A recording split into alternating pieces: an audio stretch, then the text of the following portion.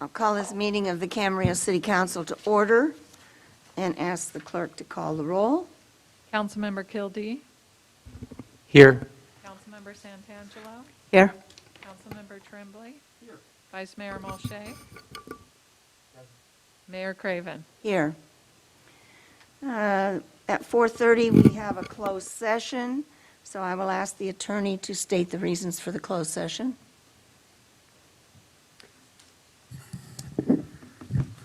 Yes, this is a closed session conference with labor negotiators. The authority is Government Code Section 54957.6A. The agency designated representatives are the city manager, assistant city manager, finance director, and human resources manager. Unrepresented employees are the city employees. Okay, is there anyone who would like to speak to the council on this item? There's no one in the chambers to complete a speaker card and put in the box, and so we will recess to a closed session.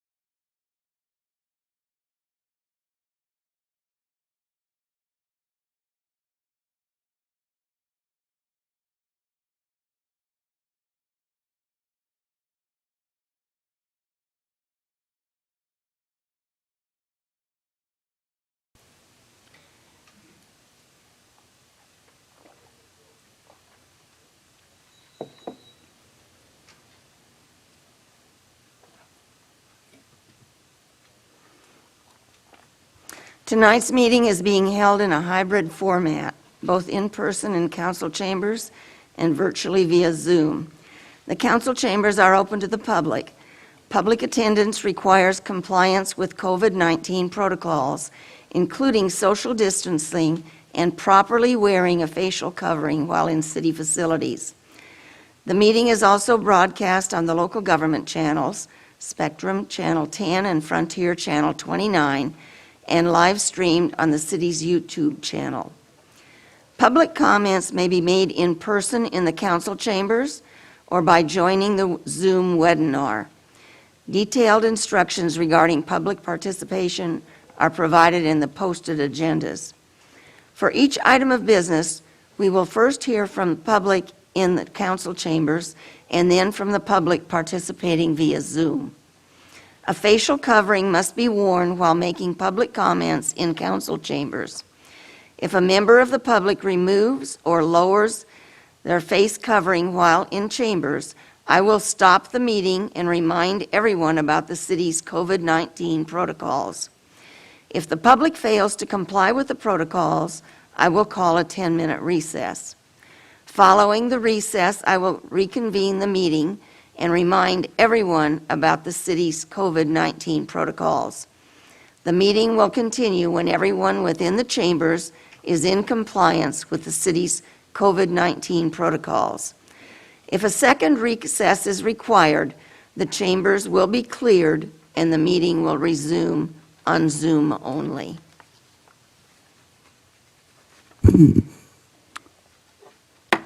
All right, we're going to go ahead and call this meeting of the Camarillo Sanitary District Board of Directors for Wednesday, May 12 to order. Let the record reflect that all directors are here. Director Santangelo, would you mind leading us in the flag salute? Thank you.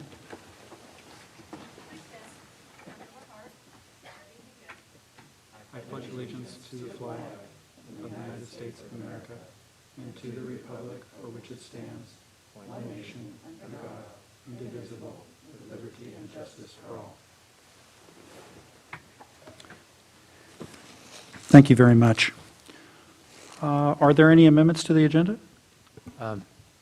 Mr. Chair, Yes, Mr. Kildee. I just have, I think it's a very quick question on item C on the consent. I don't necessarily need it pulled. It's just a pretty boilerplate question. So at the appropriate time, if you wouldn't mind Okay, allowing me to ask it. sure. Perhaps we could go ahead and take a motion on the consent with a second, and then and then you can ask your question. Is that okay? Yeah, whenever it's Okay. convenient. Do we hear a motion on consent? I'll move the approval. Second. All right, we have a motion and a second on the consent calendar. Director Kildee.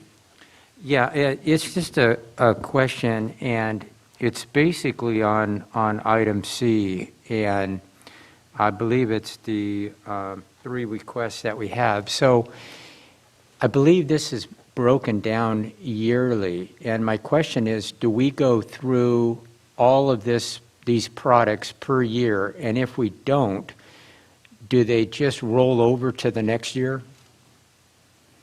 The pricing agreements that are in front of you tonight to enter into with these vendors are based on the estimated amount that we have a pretty good idea of the amount of chemicals we will need for each year. Mm-hmm.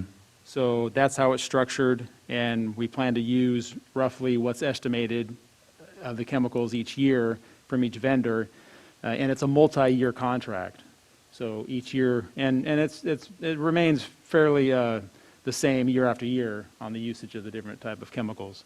So I don't know if that answers. Yeah. So let's just say in the likely event that we have some that, I mean, in other words, these chemicals can last more than 12 months. In other words, and if they do, we can use them in the next calendar year. Is that a fair statement? Correct. There's some variation between the chemicals, and if there is a chemical that doesn't last quite as long, we only take delivery of what we really need at that time and for the foreseeable future. If there is a situation where it's a chemical that may expire in 12 months, we probably would only take 6 months worth at a time, so that we avoid that situation. Okay, thank you. That's all I have, Mr. Chair. Any other questions?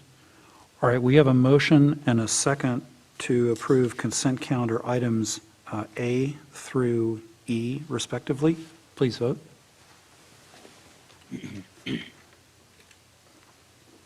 And I'm sorry, I can't see all the way over, but I believe it's a yes. Thank you, Susan. That is approved on a 5-0 vote. Are there any comments from staff? Are there any comments from board members? All right, at this point, I'm going to recess the sanitary district meeting. It will reconvene later jointly with the council on the regulatory requirements update item. And I will call the city council meeting back to order and ask that the record reflect that all council members are present. Are there any amendments to this agenda? Staff? No amendments. No amendments. I have one Mr. question, if I Kildee. can, at the appropriate time. On item E, it's just a question, but Is the this on the portable... consent calendar? Are we down there yet? No. Oh, I'm sorry. I'll wait. Did you want to pull it? I just have a question. I don't Okay. necessarily need it pulled. Okay. So if there are no amendments, now we are down to the consent calendar. Oh, okay. Is there a motion? There's a motion to approve. Is there a second? Second. There's a second by Mr. Mulchay. Mr. Kildee, did you have your question? Yes, I just had a, well, fairly minor question on consent item E, and it's the diesel power water pump. Is that standard to go diesel in these type of situations? Yes, for a trailer-mounted, fully Yes. portable unit, yes, that's the standard, Okay. industry standard for a diesel-powered. And do we know about the life expectancy of something like this? I wouldn't think it's used a lot, but that can be good or bad as far as that goes. But in other words, I know we had several years from the previous one, and can we expect that longevity from this? Yes, yeah, we expect it to last quite a long time. Exact life expectancy, you know, it's a combination of items. It's the actual pump mechanism itself that pumps the water, which is driven by a diesel engine. So we've got that component of it also. And it'll be a part of our regular maintenance of all of our equipment. And you're correct, we don't anticipate to use it on a regular basis. It'll be for standby, largely emergency purposes. So we could expect it to, I mean, if I had to pull a number out of the air, I'd say at least 20 years. We may get 30 years out of it. Is that, as far as the maintenance goes, will that be up to us, or will there be a maintenance contract that will, I wouldn't think there'd be a whole lot of maintenance on this, but, Right, no, it would likely be up to us, staff, unless there is something that comes up that needs outside service by a vendor. okay. That's all I have, Your Honor. Thank you. Okay. If there are no further questions, let's vote. There's a motion and a second, so please vote on the consent calendar. Motion passes unanimously. Under discussion items, the first item, item A, is expanded polystyrene ban. Could we have a staff report, please?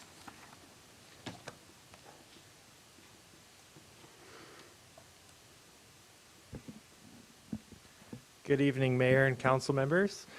Tonight, we will be following up on Councilmember Tremblay's March 24th request regarding information on a possible styrofoam ban, similar to City of Ventura's, and this item was seconded by Councilmember Santangelo. So the technical name for the product we'll discuss tonight is expanded polystyrene, or EPS. Styrofoam is the trademarked name that we all know this product by, and is a low-cost option for restaurants to transport food and beverages, but it doesn't come without a cost to our environment and health, which is why over 100 cities in California have banned EPS products since the 1980s. EPS food packaging products are imprinted with a recycling symbol with the number 6 in the middle, and most people point to that symbol and claim the product is recyclable. The truth is, the symbol is called a resin identification code and only indicates the type of plastic resin that the product is made with. It is not a symbol that guarantees a product is recyclable in any jurisdiction. When a food or beverage is placed in one of these containers, it is contaminated and ineligible for recycling. EPS products are used by consumers for only a few moments to transport food home from a restaurant, but studies indicate that EPS can last 500 years or longer in our environment. EPS doesn't biodegrade like natural items, but instead it breaks apart into smaller and smaller pieces called microplastics. These microplastics are confused by hundreds of species of wildlife as a food source and consumed, which impacts their digestive tracts, often leading to injury or death. Not only is EPS bad for the environment, but the International Agency for Research on Cancer has classified styrene as a possible carcinogen. When an EPS cup or plate is heated, this toxic chemical leaches out into our food or beverages and ends up in our bodies. As mentioned, other cities have banned EPS, and the scale and scope of these bans range. Some jurisdictions prohibit distribution at restaurants only. Some prohibit the sale and distribution of food packaging across the jurisdiction, and others even prohibit the retail sale of items that are made out of EPS, like pool and beach toys. Ventura bans distribution at restaurants and similar businesses, and also prohibits the sale and distribution at retailers. So to understand the financial impact on businesses, staff researched a comparison of the lowest cost EPS food containers compared to the lowest cost non-EPS alternatives. What we found is that 16-ounce beverage containers had an increased cost of less than half a cent per unit, whereas a hinged container could range from 1 cent more per container, like for a plastic clamshell, up to 26 cents more per container for a compostable sugar cane alternative. So at scale, this could impact a restaurant. And some jurisdictions have hardship exemptions for businesses in the form of a time extension for the business. The City of Ventura offers a 1-year extension for businesses experiencing a hardship due to the EPS ban. The City of Santa Barbara only had 2 businesses apply for their hardship exemption, indicating that a financial hardship associated with the ban is minimal. While this financial hardship may be minimal, restaurants are still recovering from COVID-19 restrictions and closures, and any additional burden may be perceived as onerous. In Ventura, providers are exempt for the duration of the locally declared emergency. So should the council direct the city manager to draft an ordinance banning EPS, the city council's direction is requested as to whether the city prohibits food providers from distributing EPS and/or ban both the sale and distribution of EPS food packaging, containers, and food serviceware, and/or ban retail sale of packing materials, coolers, pool, beach toys, and other items made from EPS. And in addition, council's direction would be requested on whether to allow these hardship exemptions and whether to proceed on a normal ordinance timeline or delay the implementation due to the pandemic. Council members, that concludes staff's report. Thank you for your time. Okay, before we get to comments, are there any questions? Mr. Kildee? Oh, yes. Okay, George, so my understanding is the city of Ventura ban, I believe, goes in effect, was it July 1st of this year? Is that right? I believe so. Okay, do we know when they voted on implementing this policy? Do we know? And I'm trying to get, you know, enough time, wherever this goes, enough time for it to be implemented. Do we know when it got on their agenda and when they talked about it and when they made a decision? I don't have the exact dates here. I'm sorry about that. Okay. Is it safe to say it was a few months ago? Oh, yeah, You know, it it was- didn't happen in the last week or anything, right? Was it? That's quite a Okay, there was a time lag as far as you know. Okay. George, we're not hearing your answers. I'm sorry. Oh, that's okay. You need to speak right into the microphone hear me so now? everybody can hear. Can you hear me now? Cool. Yes. Did you have more questions, Mr. Kildee? Their ban, was there a size or was just a ban on all of them? Whether size had no bearing? Is that correct? So the city of Ventura banned the food packaging products. Uh-huh. So, and that was at restaurants and at retailers throughout the city. And size was not taken into Size is consideration? It not was an issue. just Size of any of packages, these, I got to get my acronym right, the EPS, any EPS was banned, regardless of size. Yeah, Is that right? not all EPS, so not the pool toys, beach toys, but just like the food packaging products, so ice chests and other EPS products served by food retailers. Okay, thank you. That's all I have right now, Your Honor. Mr. Tremblay? No questions. No question? I'm ready to discuss. Okay, but other people might have questions. Mr. Mulchay? George, what would be the mechanism by which to enforce such a ban? Who would that fall to, and how would it likely be enforced? That's a good question. So as far as how will it be imposed, it would probably be a code compliance issue. We would have to discuss that when we develop the ordinance, though, if council desires that. So we would go into further detail with that and present it at a later time. And I presume that the city wouldn't be walking into businesses and trying to check, I assume that most of it would probably be feedback from consumers saying, hey, I thought there was a ban, and this person's not complying. Yeah, usually the cities do a considerable amount of outreach when they implement these bans. So they would communicate with the restaurants and then make sure that they're up to speed. And if they do have hardship exemptions, they could file that. In the city of Ventura, it's the Public Works Director who makes those calls, but in Camarillo, the city manager's office manages the recycling contract and the waste contract, so it's not certain as to who would make that call at this moment, but if council desires an ordinance, we would look into that further and make that call. Yeah, thanks. Ms. Santangelo? George, what are the requirements for a hardship exemption? Usually it has to do with income, so if they're unable to do that, it's more of a disclaimer or a statement by the restaurant. So there's not any real metrics tied to it, so to speak, but they just claim it's a hardship for them to abide by, and then the city reviews that and makes an assessment. Okay, so it's pretty loosely defined. Okay, thank you. I have a question, if there aren't any more.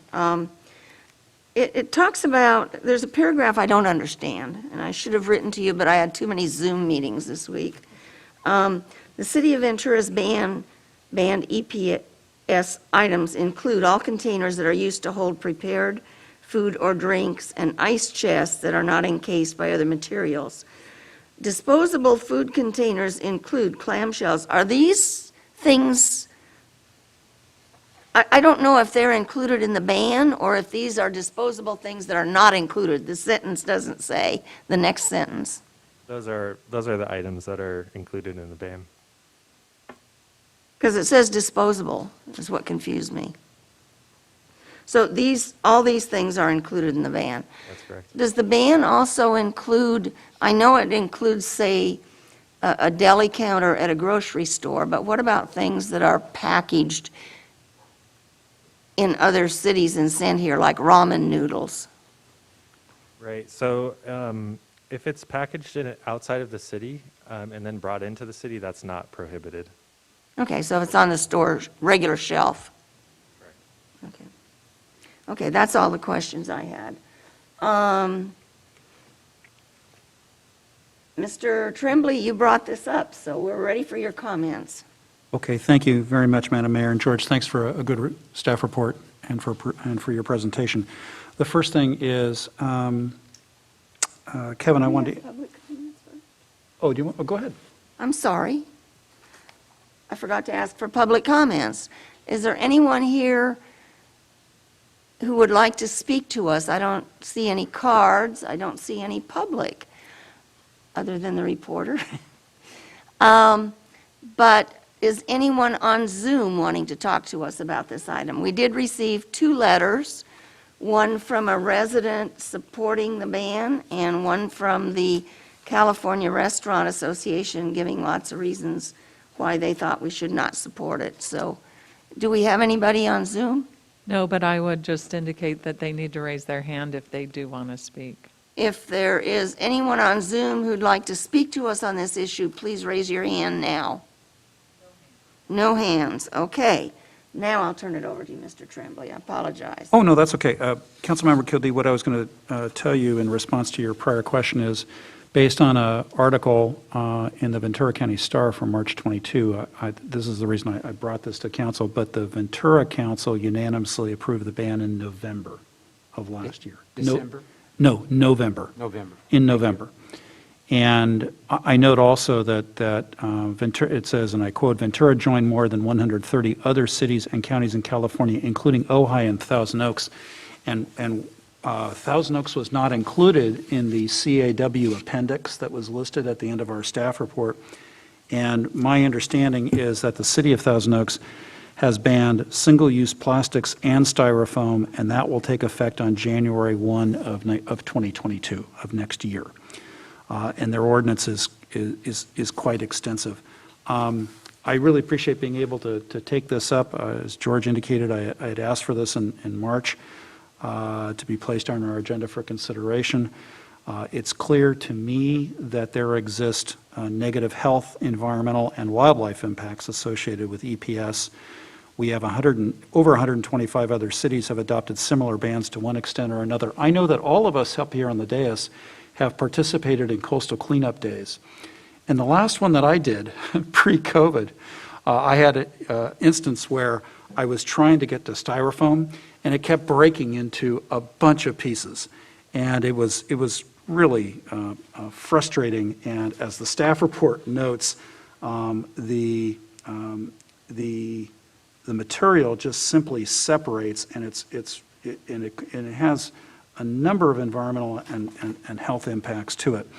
I also note that our solid waste hauler, Harrison, also supports a ban on EPS products so as to preserve landfill space, which makes sense to me. I appreciate the letter from the Restaurant Association, but in my view, a ban on EPS food containers is of minor financial impact, especially as set forth in our staff report. If we allow a hardship exemption and we allow sufficient lead time for vendors, then I think the impacts on business are either non-existent or at the most negligible. I favor an incremental approach with a hardship exemption and a lead time for implementation so that vendors can use their existing EPS inventory and then switch to non-EPS products, and also so that people come up to speed. And I'm ready to make a motion that would ask that we provide an effective date of January 1, 2022. So that's about a 7-month lead time, maybe 6.5, 7-month lead time for this. And based on the staff report, I would propose that we do the first 2 of the 3 items. First of all, we prohibit food providers distributing EPS. Secondly, we ban the sale and distribution of any food packaging, containers, and food service ware. And we don't do the third for the time being, because I think we should take this on an incremental basis. And I'm also concerned on the third category, the one dealing with retail sale of packing materials, coolers. I'm a little concerned on the enforcement side and on the expansive scope of that. So I was thinking I would make a motion for the first 2 items, plus allow a hardship exemption to be considered, and then ask staff to prepare an ordinance with an effective date of January 1, 2022. So Okay, that's our my position. usual And I haven't made a motion yet. procedure is to not make a motion until everybody has. No, I was just telegraphing what my motion would be. Okay, okay. Thank you. So by the sale of, I do have a question on what you said, though. By the sale and distribution of any food packaging, containers, or food serviceware. And I don't know what kind of plastic forks and spoons are made out of, but a whole lot of people use those things at picnics and things because they don't have enough silverware. So are they included or not? Well, if they're made of, I think I Mr. don't know what Winkler, they're made out of. maybe call up Mr. Winkler, but I'm thinking that he meant that to say if they're constituted via EPS, That's if they're correct. EPS products. Okay. If they're just a plastic fork or a plastic knife, then typically that's not going to be an EPS product. Am I right about that, Mr. Yeah, Winkler? so the city of Thousand Oaks, that's like a rigid styrene or polystyrene would be the plastic fork and knife. So this ban would only constitute the EPS products, which are like the soft foams. Okay. Susan? I essentially agree with everything that Mr. Tremblay said. I think this is really important, and there's styrofoam all over my garage, actually. but it really is hard to get rid of, and it does just crumble in your hands after it's been sitting out in the sun. I agree with number 1 and 2, the food providers and the food packaging and containers. I'd like us to consider single-use plastic. That is also adding to the landfill issue and to the microplastic issue. I'm sorry, I didn't understand what you, The single-use oh, plastic. single-use. I agree we should have the hardship exemption. I would like us to define what the exemption would be, whether it would be in perpetuity or, a longer delay. And I agree with delaying the implementation until January 1st. Could you give us examples of the types of single-use plastics you'd like to not have? Forks, not the plastic silverware, what George called it. It's more Was rigid. that hardened styrene? Polystyrene? Is that what? Rigid polystyrene, that's what they call that. Okay. Okay, any other comments? Well, let's let somebody else comment, just Mr. Mulchay. I'll come back to you. I too, Mr. Tremblay, I'm pretty much, I'm in agreement with everything you had stated. I would not mind also following up on single-use plastics. I want a little bit more information on that, but the industry for biodegradable food packaging and what are currently single-use plastics is ever expanding. We actually have a manufacturer here in Camarillo called Zoom. They took the former Ventura County Star manufacturing building. So we have a large manufacturer here, and they're certainly trying to get a foothold into the biodegradable food packaging business. As someone who's been in the food industry previously, I can tell you that, we're not necessarily early to this transition or to this party. This transition has been occurring. Most restaurants that I was familiar with back in my day were, a few years ago, I've already made the transition. Large and or medium-sized brands, chains that already cover multiple jurisdictions have already anticipated this, certain limits coming through, and so they've already made a lot of transitions to either different kinds of plastics and or other kinds of food containers, particularly biodegradable ones. So I don't think this is necessarily going to create a significant hardship for a lot of businesses. I do support allowing for those that it may create a hardship, a 1-year exemption. And as this industry, it's very quickly taking off, the industry of the biodegradable food packaging, and that's replacing the EPS and even the single-use plastics. So I would pretty much, if I'm clear, I would support everything that Mr. Tremblay had spoken of. I wouldn't mind looking further into the single-use plastics. I want to do a little bit more digging as to what exactly that's including and financial ramifications of that, because I know that is certainly a bigger financial impact. Something I'm worth looking at, but I'm not necessarily throwing my weight behind it wholeheartedly. And by single-use plastics, you're meaning all sales, not just by restaurants, of single-use plastics? Cups, plastic silverware at grocery stores? That would be something I'd be willing to look at. I think if we were to go down that road, I think probably an incremental approach, something I'm going to echo what Mr. Tremblay had said, might be appropriate. Honestly, I don't know enough about it to say one way or the other. I think it's worth looking at. I can fully support what we talked about in regards to EPS, but I don't necessarily want to shy away from at least considering or looking at single-use plastics. I'm trying to get a definition, so if we go farther, he'll know exactly Sure. what we're talking It's about. wholly appropriate. Mr. Kildee? Okay. To me, the big user in all of this, and correct me if I'm wrong, everybody, are, the restaurants and the takeout. That's pretty much where the big users on all this. So I've noticed some of the cities in here have, strongly requested and or demanded that all of the takeout containers be recyclable. Now, I don't think that's exactly what we're saying here tonight, but that might be something that we want to address at some future date. I don't know how anybody else is, but when I take my food from a restaurant, I usually have to put it in the microwave because it gets cold by the time I get home. And I usually lift it up to see if it's recyclable. And I'm not trying to be funny, but most of the time it starts dripping, and I made a mess before I've even had my dinner or my lunch yet. So it would seem to me that it might behoove us at some point to talk about, you know, an environmentally product that you can put in the microwave and can be recycled. Now, we don't have to necessarily do that tonight. I agree with this in concept.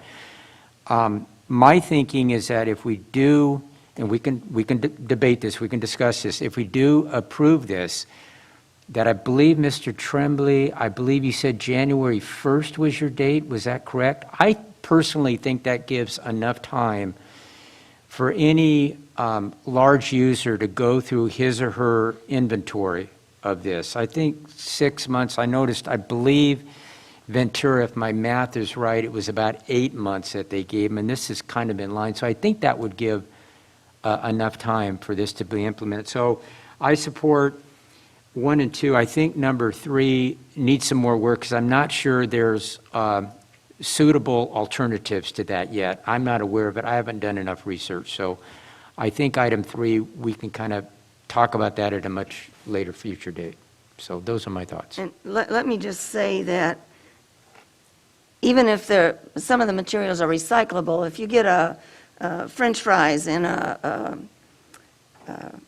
paper or postboard container, and it gets a lot of grease on it, it's not recyclable, it's contaminated. That's correct. That So is I correct. think if we get into stuff that has to be, so that the consumer can recycle it, we're going to be going where we don't want to go. Yeah, I agree with that at this particular point, but technology may, you know, have an alternative at some Well, point. but we could look at it then, when That's correct. technology's there. That's correct. Mr. Tremblay. Thank you, Madam Mayor. A couple of things. Yeah, I think if we, as the staff report notes, the EPS containers cannot be recycled. So by definition, they would meet, I think, the standard, Mr. Kildee, that you're setting out. But on the other hand, if we go down that road that the mayor has just said, I think we may be going into an area that we may not want to get into without some additional information. I'm really intrigued by the ban on single-use plastics, but I will confess to you, I didn't go further because I had some questions myself on that. And so I'd like to ask one question. George, on the single-use plastics, for example, what Thousand Oaks did, was that like let's just take a plastic fork or a plastic knife.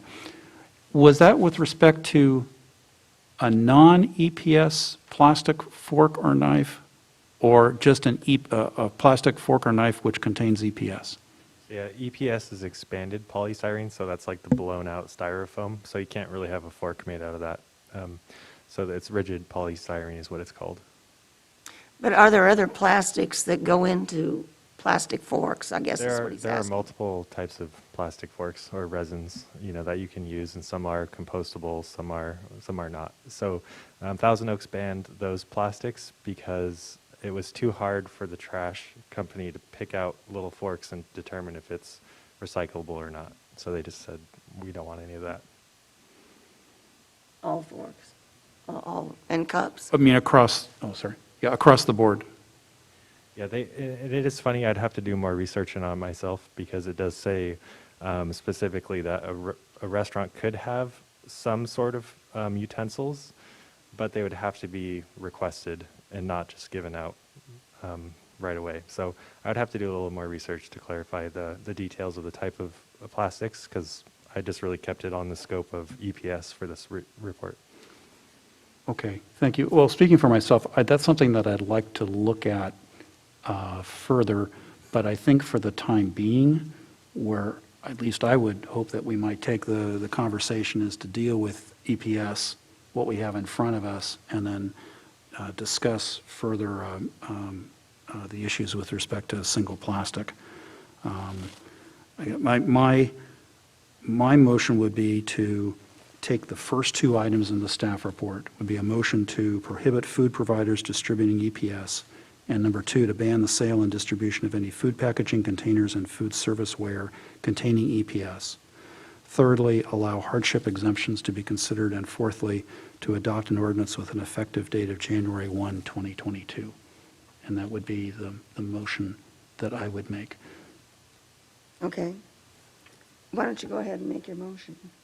I thought I just did, darn it. You said you would make a motion, so. Well, you corrected me, but that was my motion. Okay, is there a Could you second? consider that to be my motion? I'll second that. Okay, there's a motion and a second, and I want to make it clear. It does not include number 3 on this list of 3 things, is that? It does not, but Okay. I think we should feel free to return to that and look at that at some point in the future together with the single plastic. I'm trying to get the motion on the floor that we're voting on. Right, no, I'm just being very specific. Those 2, and it does not include single-use plastics other than the EPS. Not presently, correct. Okay. Everybody got it? Okay, let's vote.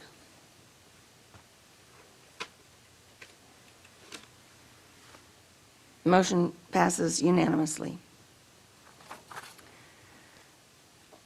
Next item is regulatory requirements update, joint with the Camarillo Sanitary District. Actually, right, so can I, Yes. with this, we will let the record reflect that the Sanitary District Board of Directors is reconvening with respect to this item 3B. Okay. Could we have a staff report, please? Yes, thank you. This item is to receive information on various federal and state regulatory requirements that impact city wastewater, water, and stormwater operations. The attached 6 pages of info is attached to a staff report with a summary of several regulatory requirements that impact the various operations of the city in wastewater, water, and stormwater operations. I've listed in the staff report and then focused the summary on some major categories. I'm not going to read through the full 6-page document. There's a lot of detail in there provided to council ahead of time. We'll move into questions and discussion pretty quickly. But just wanted to touch on and cover the main categories that we've presented information on, including total maximum daily loads, and the chart summarizes the different operating divisions that these regulatory requirements affect. NPDES permits, it's a pretty broad category with lots of parts and pieces to it, affecting all divisions. We have water conservation and efficiency regulatory requirements, also specifics related to groundwater supply. And then I've listed a couple somewhat more recent issues that are at the forefront right now on the water, wastewater regulatory side of things, including PFAS and PFOs, and then also a proposed bill in circulating through legislation, AB 377, essentially for water quality. It's really a rework of the Clean Water Act with some pretty significant changes and provisions included in there. I also listed other because there is many other regulatory requirements. Many of them are complied with on a routine basis of our operations, not anything really earth-shattering or significant, but I did want to mention there is enough that does affect the way we are required to do business. For instance, it's something that you may not think of but our certifications required for our operations, our different staff that are on in the operations of water, wastewater, and stormwater requiring certain levels of certifications. That's all regulatory requirements. And then, of course, drinking water, Department of Drinking Water's got a host of other items that we comply with, whether it's updating our urban water management plan every so often, just our normal water quality sampling and testing and reporting, our annual water quality report. There's specifics in there having to do with testing for copper and other specifics, lead. So anyway, the other category there is that just a catch-all of many other regulatory requirements that we need to meet on an ongoing basis. So with that, like I said, I'm not going to read or go into the significant details. Wanted to leave it to council and the board for discussion. We're here to answer any other questions or items with regulatory. Lucy McGovern, our Deputy Director of Environmental, covering these divisions, is here also. So with that, I'll ask for any questions. Are there any questions? I have a question. Mr. Kirby? Yeah, Dave, to your knowledge, are we in compliance with all of these regulations? One simple yes is a big answer to a whole bunch of stuff. So, It is. but I don't so, mean you to know, put you on the spot. It's- right? No, in general, yes. And just for instance, some of the regulatory requirements are sampling and testing for different constituents in our wastewater effluent. So there are times when we do sample and test, and it turns up a high concentration of a certain element or of some sort that technically is out of compliance with these regulations, but there's a process to go through for follow-up and/or sometimes we've had items that come before, typically it's the Sanitary Board for penalties due to those exceedances, and typically it's related to something that can be correctable. But by and large, and I would say yes, confidently, we do comply with all regulatory requirements at the city. Thank you. That's all I have, Your Honor.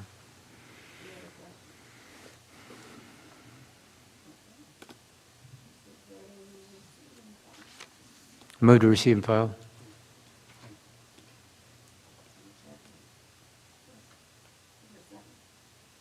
I'll second.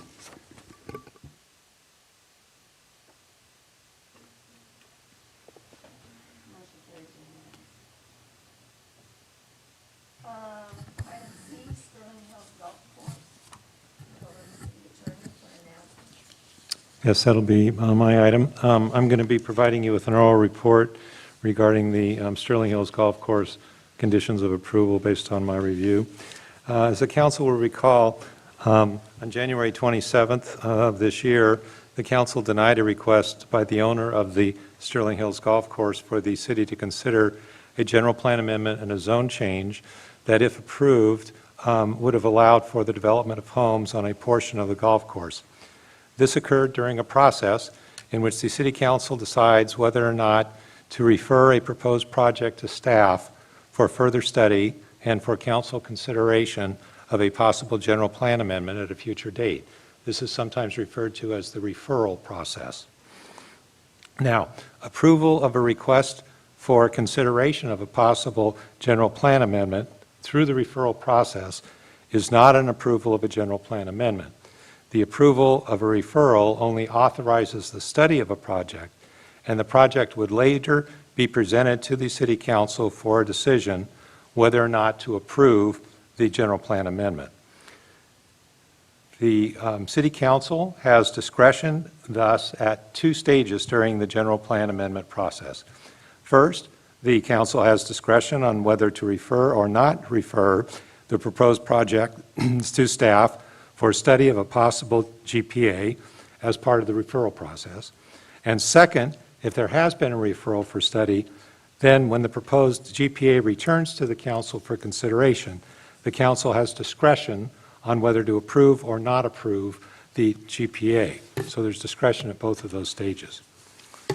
Now, with regard to the Sterling Hills Golf Course, there is a condition of approval number 180 that is contained in Planning Commission Resolution 94-40, which approved a conditional use permit known as CUP 150. And that condition provided that prior to the recordation of the final map, the developer shall dedicate the development rights of the golf course to the city. That was in condition 180. There's also a condition number 168 and others, which read in a similar fashion, and I'm going to quote from it. This is from condition 168, quote, that the golf course shall be used for golf course uses and ancillary functions such as catering parties, a restaurant, and a retail store, and only with appropriate structures to support those purposes. The golf course use and function shall be set forth in a form prepared by the applicant, approved by the city attorney, and recorded to run with the land. Based upon our review of the record, the developer did not dedicate development rights to the city and did not record a covenant restricting the use to a golf course. However, based on my analysis, under the law, the conditions of approval of CUP 150, which would include 168, restricting use to a golf course, run with the land, and what that means is that they are binding on the current owner of the golf course and any future owner of the golf course, regardless of whether there has been a dedication of development rights or a recorded covenant. My conclusion, therefore, is that the lots which comprise the Sterling Hills Golf Course are limited to use as a golf course and ancillary functions unless and until this city council or some future city council approves a general plan amendment in the future and revises the conditions of approval of CUP 150, which could occur regardless of whether the developer had dedicated the development rights to the city and regardless of whether the developer had recorded a covenant restricting the property to use as a golf course. So that is my analysis based on my review of the record, and I'm available to answer any questions. Are there any questions? Okay. I see some members of the public came in. Do we have members of the public who'd like to speak to us on this? Okay. Come to the podium and let me review the rules. Each speaker will have 3 minutes, and there's a clock that I think you can see up here. I can't see yours because of the plexiglass, but I can see the countdown clock on the screen in front of me. And so when it counts down to 1 minute, a yellow light will come on, and then when it counts down to where you have no more time, a red light will come on, and I will stop you, and I'm very consistent about that. So, please make your comments. Thank you, council members. Again, my name is Robert Hirschbach. I spoke a few times. Can there be a dialogue, or do I just make my case and ask questions and then you respond later? You just give us your comments. Okay. I guess the question is, we know that John Veruca is going to try to pursue this again. And based on what the city attorney just said, I think there's an open door if the city council approves it in whatever means that happens. And I'm not sure how that can happen. But I'm a little confused as to whether or not there is a door for that. Can he come through and get his zoning changed? That's my question. Okay, thank you. And is there going to be, can the CUP 150 be changed at this point? Can it be corrected, or can there be additions to it to make it more clear? That's another question I have.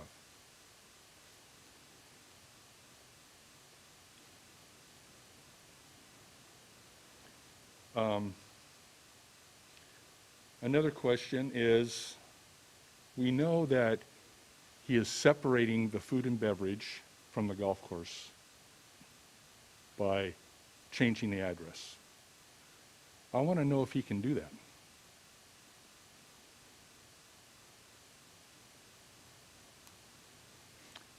He's making an attempt to contact the HOAs, which is Sterling Hills and the Fairways, to possibly come up with an assessment to help his business when it's not our business. And I just want to know if I can get an answer to these questions. Okay, thank you. Thank you. Is there anyone else who would like to speak to us? After you speak, if you haven't already, there are cards back there. Maybe you could fill out a card and hand it in to the city clerk. Okay, please. Hi, my name is Jerry Schrum. I live at Sterling Hills Development, and I missed the first part of the report, but the part I heard, I wanted to say I appreciate, if I heard it correctly, that that was similar to my interpretation, that the CUP 150 and the special conditions that he cited were pretty clear that what the intention of the original city councils and planning commissions were. Given that what didn't happen was the fact that it was the deed restriction which should have been put on it, and the development rights which weren't granted. If I understand it, I didn't quite understand if that is not, if those cannot be reclaimed, if it would make sense for the city council to consider a resolution that simply reaffirms the position of previous city councils, and to recognize that, yeah, there were some mistakes that were made somehow or another, but that's water under the bridge at this point, perhaps. But at least it would be, the city council could go on record and reaffirm that that was clearly the city's intention at that time, and that if they did want to make a change, that's a pretty substantial change in the conditions of CUP 150. So anyway, I think that would reassure homeowners that the city intends to honor the promises of previous city councils, and when in setting up this arrangement that is out there right now. So with that, I thank you very much, and thank you. Thank you. And I want to remind everybody that face coverings are required over the nose and the mouth. Is there anyone else who'd like to speak to us? And again, each speaker has 3 minutes. Okay, go ahead. Hi, my name is Alan Wharton. I'm also a resident of Sterling Hills. I'm actually on the side of Patina Court that would face where all the questionable development would be. I'm an original owner, and I purchased my house in basically 2019, moved in 2020. I signed the CCNRs, and in that CCNRs, in the explanation with the people there, I had asked specifically the questions of, you know, the golf course and the development there, and what CUP 150 and everything meant. And in combination, in concert with all of it, it was explained to me that the golf course would be only used for golf course or wedding or event purposes only. And I made my decision on buying my house there. I had the opportunity to buy a house at the first phase, which is over on Avenida Otland, all the way into phase 5 where I'm at today. I purchased my house that way because I was told that way. I was told that's how it would be. I would never have to worry about people building houses in front of or in my backyard, essentially, which is what we're talking about. So I just want to make the comment that that's how I bought my house. How I was told. I questioned everybody on it, the realtors, everybody. I even had my wife, who is in escrow, look at, do a, what is it, the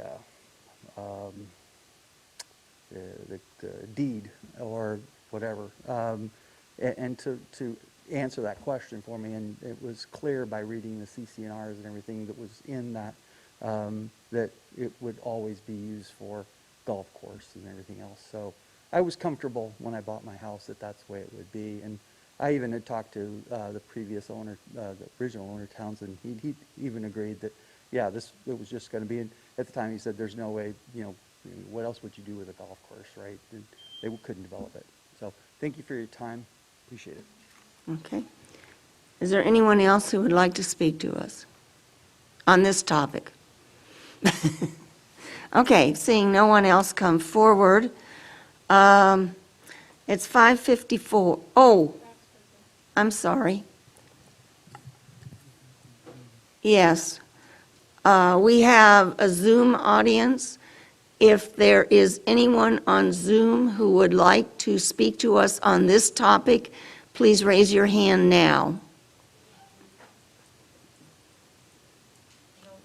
City clerk sees no hands raised now. Yes? Go ahead. Yes, let me just do a housekeeping and let the record reflect that we're going ahead and adjourning the Camarillo Sanitary District meeting at this time. Okay, Mr. City Attorney, a couple of questions were asked that I think would be easy to answer. Could you answer those questions about this topic? Certainly. The first speaker asked the question about, is there an open door? And the answer to that question is that the door remains closed unless this or a future city council opens the door. As I indicated in my previous comments, the city council, even if there had been a covenant recorded and even if there had been a dedication of the development rights, this or a future city council has the legal authority to dedicate the development rights back to the developer, to amend the conditions of approval, to approve a general plan amendment. And so you retain that land use authority as a council. However, the door is closed unless this or a future council chooses to open it. And the way that you would open it is by approving a general plan amendment, revising the conditions of approval, and rededicating the development rights back to the developer. So that's the answer to the open door question. The second question was, can CUP 150 be changed to make it more clear? My answer to that is that the conditions of approval could not be changed without the consent of the property owner at this point. However, it's also my opinion that CUP does not need to be changed to make the conditions more clear, because the conditions are perfectly clear. As I read from my prior comments, and I'll read again, from condition 168, it says that the golf course property shall be used for golf course purposes, golf course uses, and ancillary uses, such as catering, parties, a restaurant and retail store, and only with appropriate structures to support those purposes. So to me, my legal opinion is that is very clear, that it is to be used as a golf course and for those other purposes that I read. So that was the second question. He had some question about beverages and assessments. I didn't review that. I don't know what that is about. So I can't really address what point was he was making there. The second speaker. I think his question was, can the food service be separated from the golf course? Well, The catering, the businesses. I don't know what separated means, but I can say this, that the use, it says in the condition as I just read it, is that the property can only be used for those purposes. I don't know how it's being separated. I don't know the details of how that was happening. But in terms of the land use, the land could be used for a golf course and for ancillary functions. And how that would be separated, I don't know. I haven't done any legal analysis on that. Okay, thank you. The second speaker talked about a resolution to reaffirm the position of the city council. And my opinion is that that would not be necessary, because the conditions of approval are very clear as they are now. They've never been changed. They're still in full force and effect, and they're, to me, as clear as a bell on what they say, and there really isn't a need to reaffirm anything, because it's already been affirmed, and it remains to be the condition that exists today. It existed then, and it has existed until today, and it will continue to exist unless a future council should choose to change it. The third speaker made some reference to the CC&Rs, and apparently what he was told at the time he bought the property, that it would be restricted to a golf course. And I wasn't there when that conversation took place, but I can say this, that the CC&Rs, regardless of what's in the CC&Rs, the CC&Rs cannot change the conditions of approval. So if there was anything in the CC&Rs that may relate to this subject, the controlling document, if you will, here is the condition of approval that was approved by the city council. The CC&Rs are something that's created by the developer, and that's governing the operations of the HOA and the property and the residents. But as far as the land use issue is concerned, it would be the conditions of approval and the resolution that I recited earlier in my comments. Okay. Thank you. Okay, it's now 6 o'clock. We are going to recess into closed session, go back into the same closed session so it doesn't need to be announced again, and we will be back for the remainder of our business at 7 o'clock.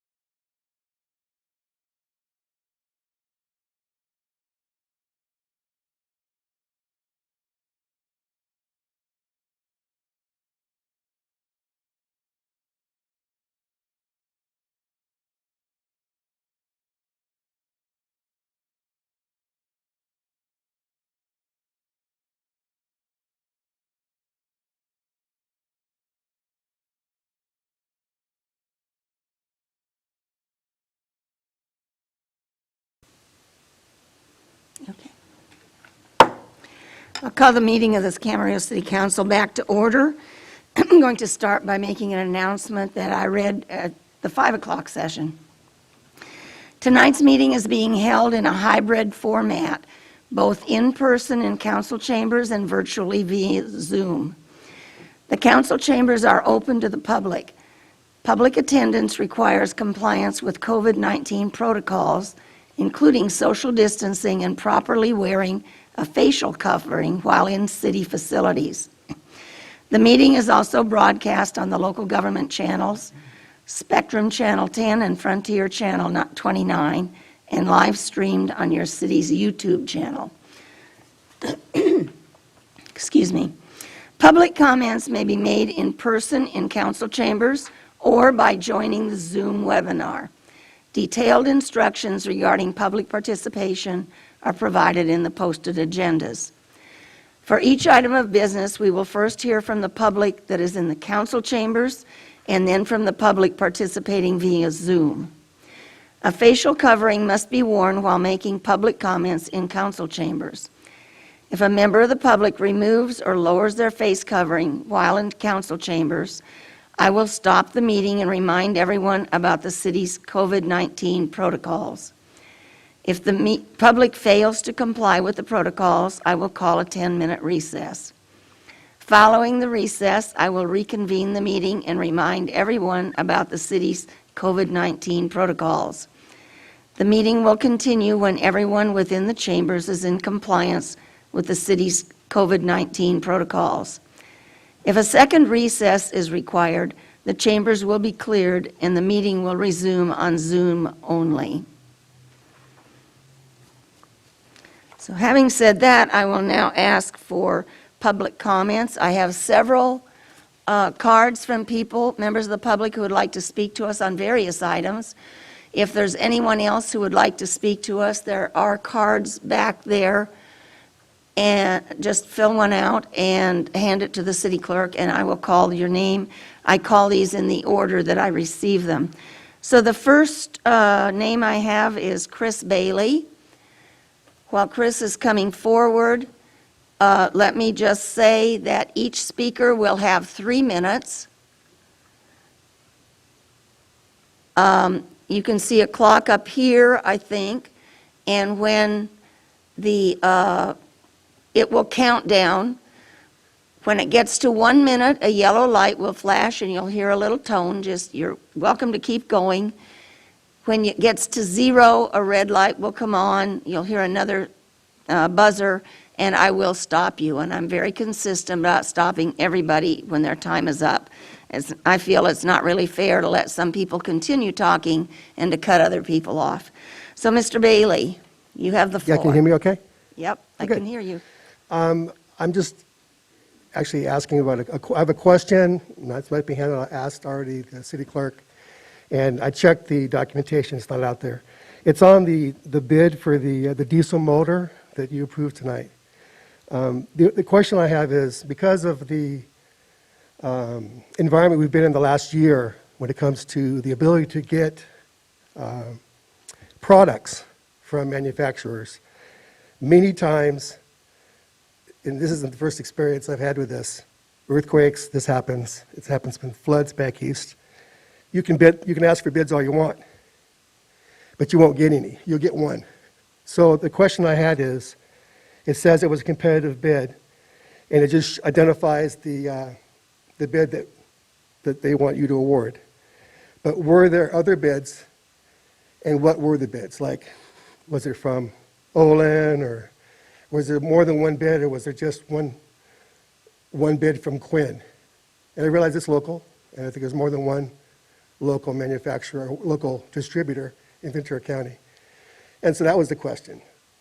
And We don't usually answer the questions right here. yeah, I understand. But So- Mr. Klotzel is in the back, and he can have somebody, we don't have your information. If you can let the city clerk or somebody She's got my email. know your email address. Yeah, it's not on here. All right, sorry about that. We can get the information to you on how that was done. It's a whole process. Okay, and then the suggestion I would have for the future is if, well, obviously you go through a competitive bidding process, but in times that are difficult, and even in good times, I know you have competitive bidding where you have a list of criteria that have to be met by the people that are bidding. And obviously, if they're, this is probably a bad example, but you know, the trailer one is a good example. What's on your agenda right now for a trailer? If you have 20 different manufacturers of that product, but only 6 qualify because of your bidding process, and then of those, 3 become competent bids that are legitimate, that can deliver, that can provide repairs and all that, I would suggest that even when you accept the bid, that you list the other 2 that didn't win. That way, it's more of a public disclosure, and they can go, hey, this is what my mistake was, and we can learn from that experience when they come back and try again. That's all.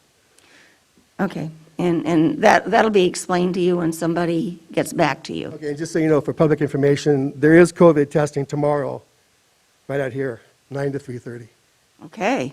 and it takes 3 minutes. Thank you very much. Next speaker, Deb Baber? I apologize if I mispronounced your name.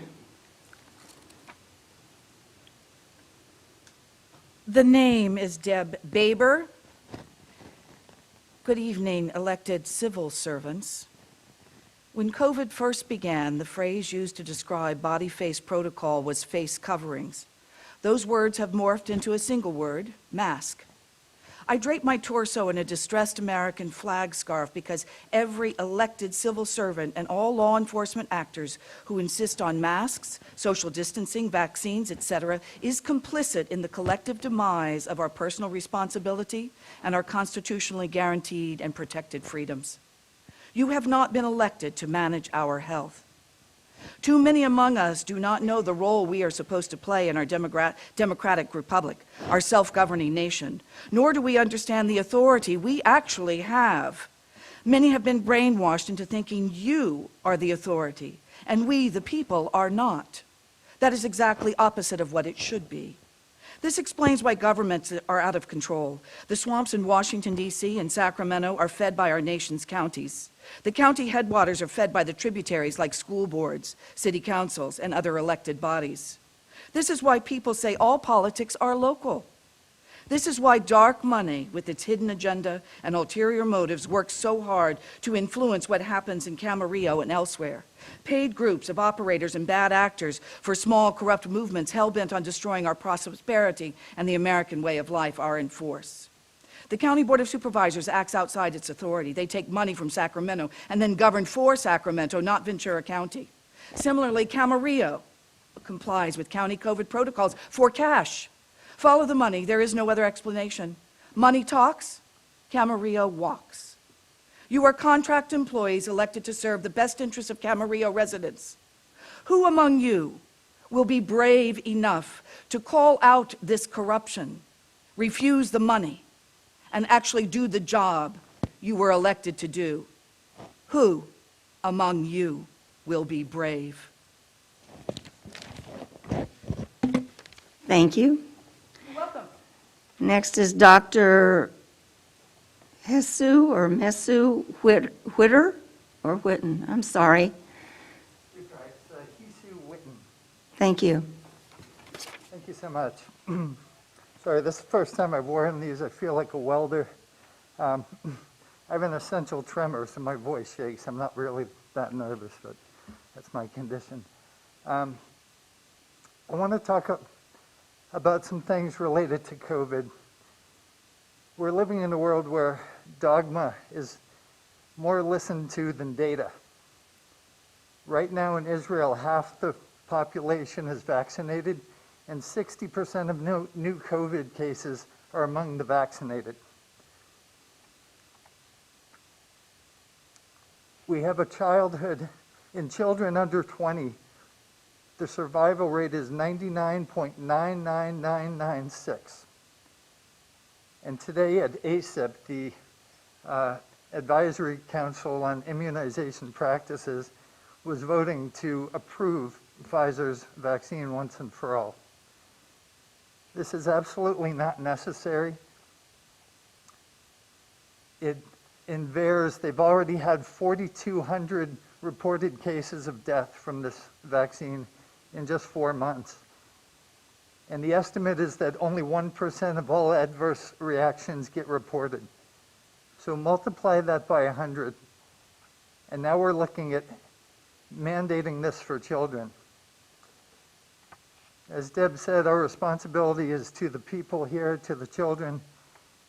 In China, when this whole thing happened, the Chinese were already wearing masks because it had just been flu season. COVID spread through China with a population that was 100% masked. So the CDC had 14 studies before COVID on influenza, which is also a respiratory RNA virus, airborne. And the 14 studies said that masks had, I'm trying to remember the exact words, essentially they said they couldn't detect any benefit from masks.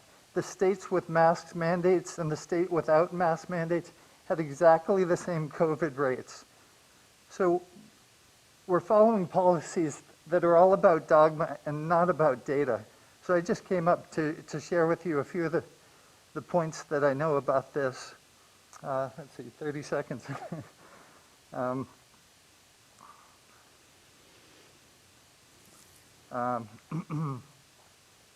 Yeah, there's just so much.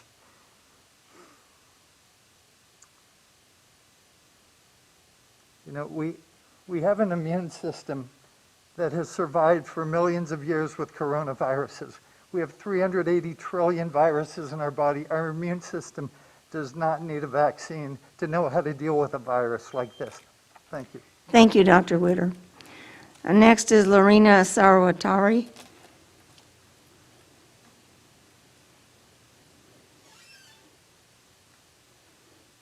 Lorena?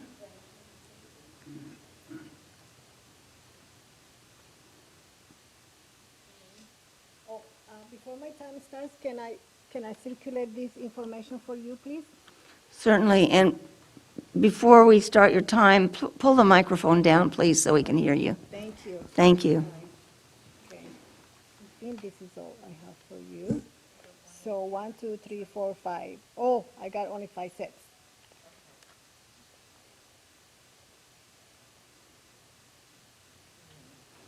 And just move over a little bit so you're speaking right into that thing. What about this? Hi. There. Yeah, pull it down a little farther, maybe. Now try. Okay. So, you ready? Okay, last meeting I was here, and I was asked to leave because I wasn't wearing a mask. Mrs. Santangelo called the city manager to call the police, and the officer said if I didn't put the mask or leave, he was going to arrest me. I decided to leave because I don't want to be arrested for you not knowing the law. So today I brought a public health, Ventura County Public Health. This is a study that Dr. Levine and Dr. Vargas, approved it about the mask back in June. So if you flip through it, there are many places in here where it says the mask doesn't work. The mask, if people use a cloth mask, is not good because it has formaldehyde and it could cause breathing problems. And there is more other instances of why the mask doesn't work. And also he says about that mask that you guys are wearing, that disposable one, has asbestos, fragments of asbestos in it. So it's very, very bad for the lungs. So you have that to read. The other one is the Department of Public Health of California. And on the third page, I think I probably stapled it wrong, but it says in there, it said the following people are exempt from wearing face covering. Persons younger than 2 years old, okay?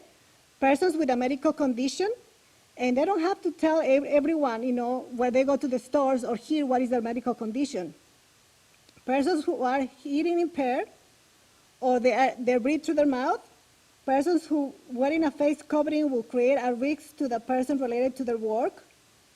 Or, okay, persons who are obtaining a service involving the nose or face for which temporary removal of the face covering is necessary for performance of service. And that happens, when children go to learn to read phonics, to be able to learn, they need to see the teacher to see how the teachers makes the sounds.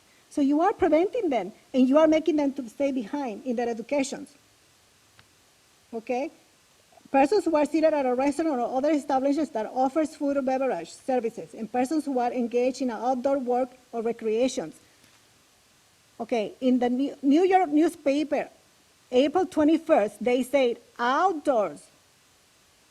People, there is no infection outdoors, and I don't know why people are still, even at parks, there are some parks that have the sign in there that you have to cover your, your face. Now, according to the California Civil Law Code 5170 says that you cannot make discriminations regarding sex, religion, to anyone, and health to anyone. That's against the law. And when we come here and you force us to take a mask. Thank you very much, Lorena. You're going against the law. The next speaker is Kevin Daly.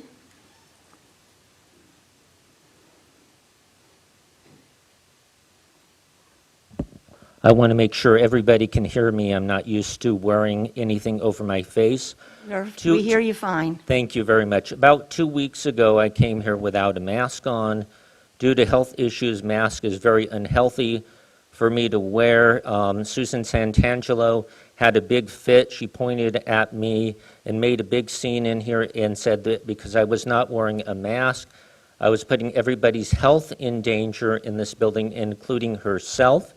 There's no evidence just because somebody is not wearing a mask that they are infected with COVID. I've been tested, and I can tell you that I've had a medical procedure, and I do not have the COVID virus. I want to emphasize this point.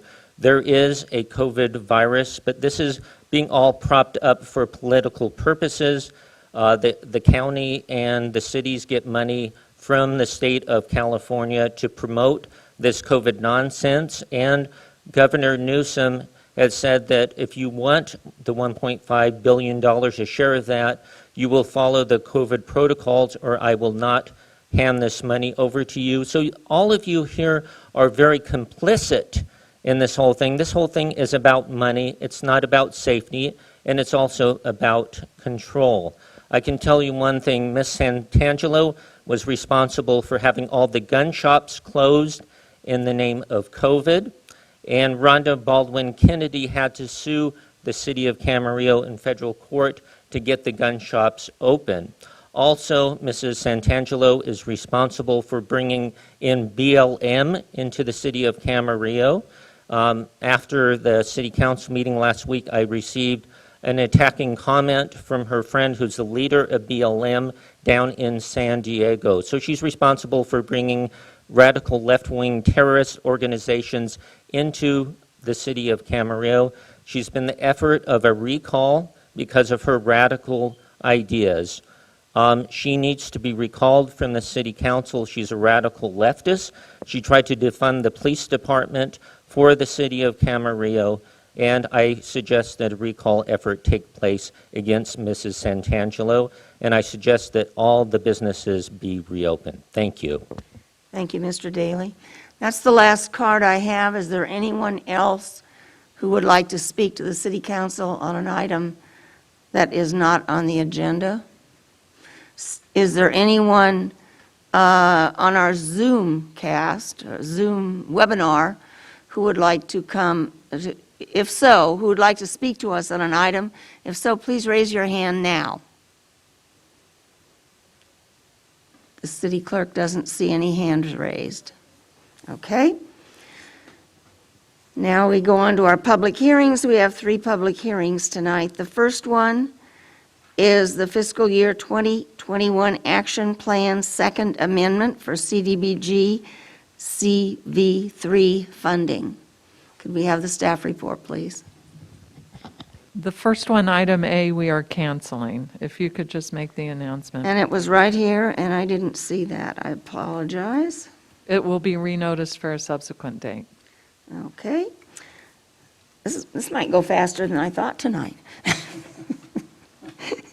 Item B, fiscal year 21-22 action plan for CDBG program. Could we have a staff report for that, please? Yes, we do, Mayor. Thank you. Oksana Buck will be presenting this item. Good evening, Mayor Craven and council members.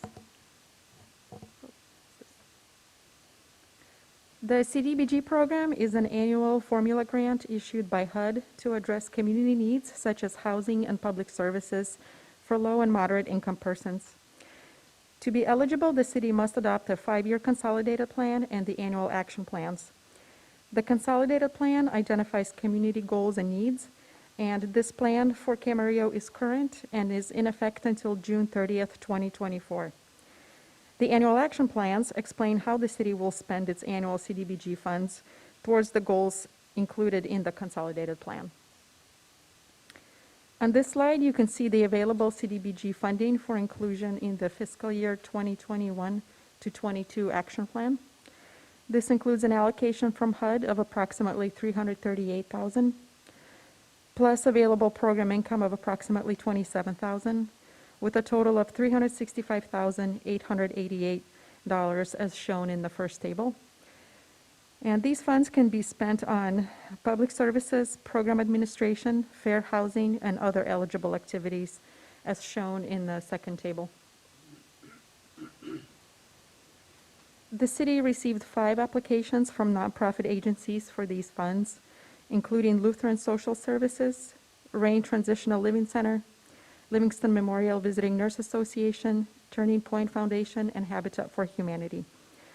On March 24th, the City Council reviewed these applications and adopted preliminary funding allocations. Tonight, staff is recommending that 4 of these agencies are fully funded, and 1 agency, which is Lutheran Social Services, is funded at approximately $17,000. That's because the city is only allowed to use 15% of funding on public services.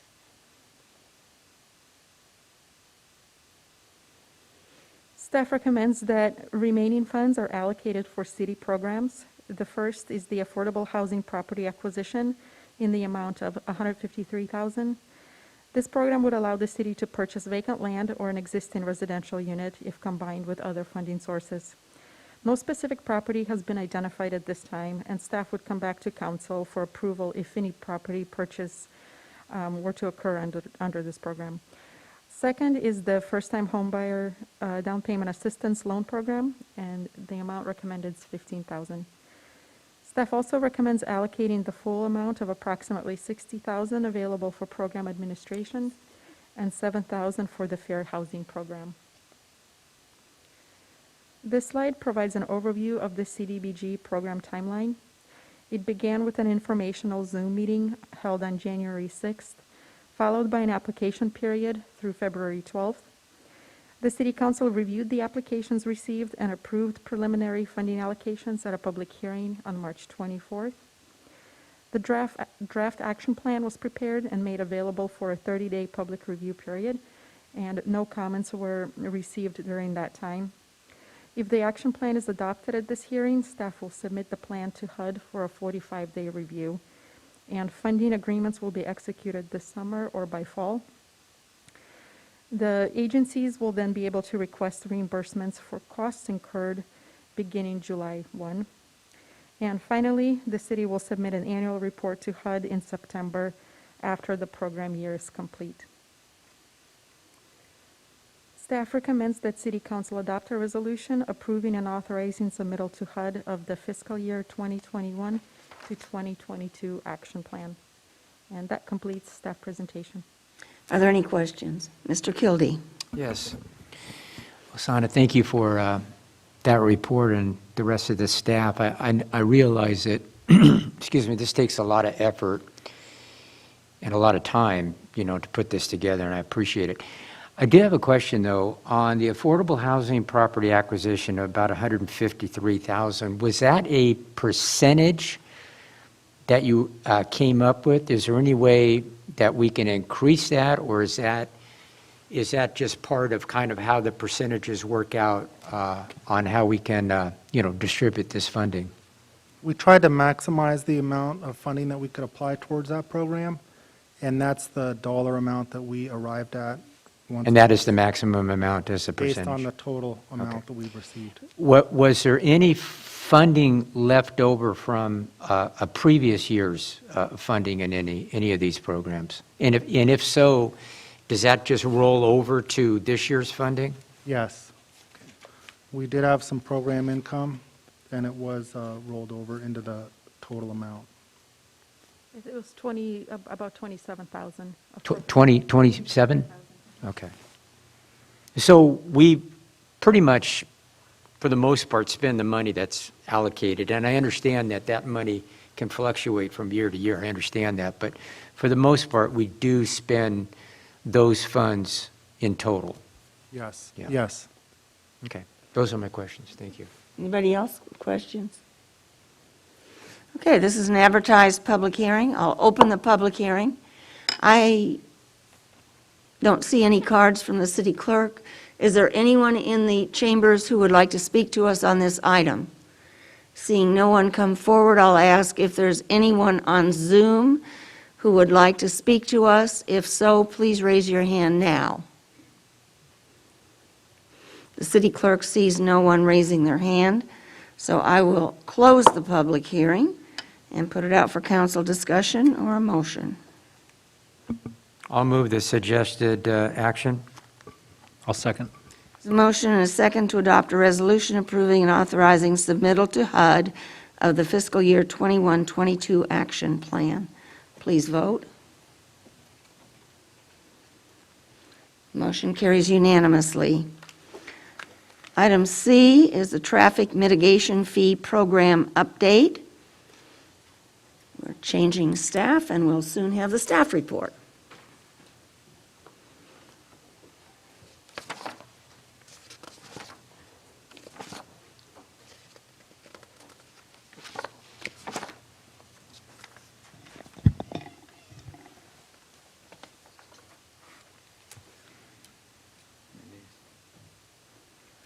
Yes.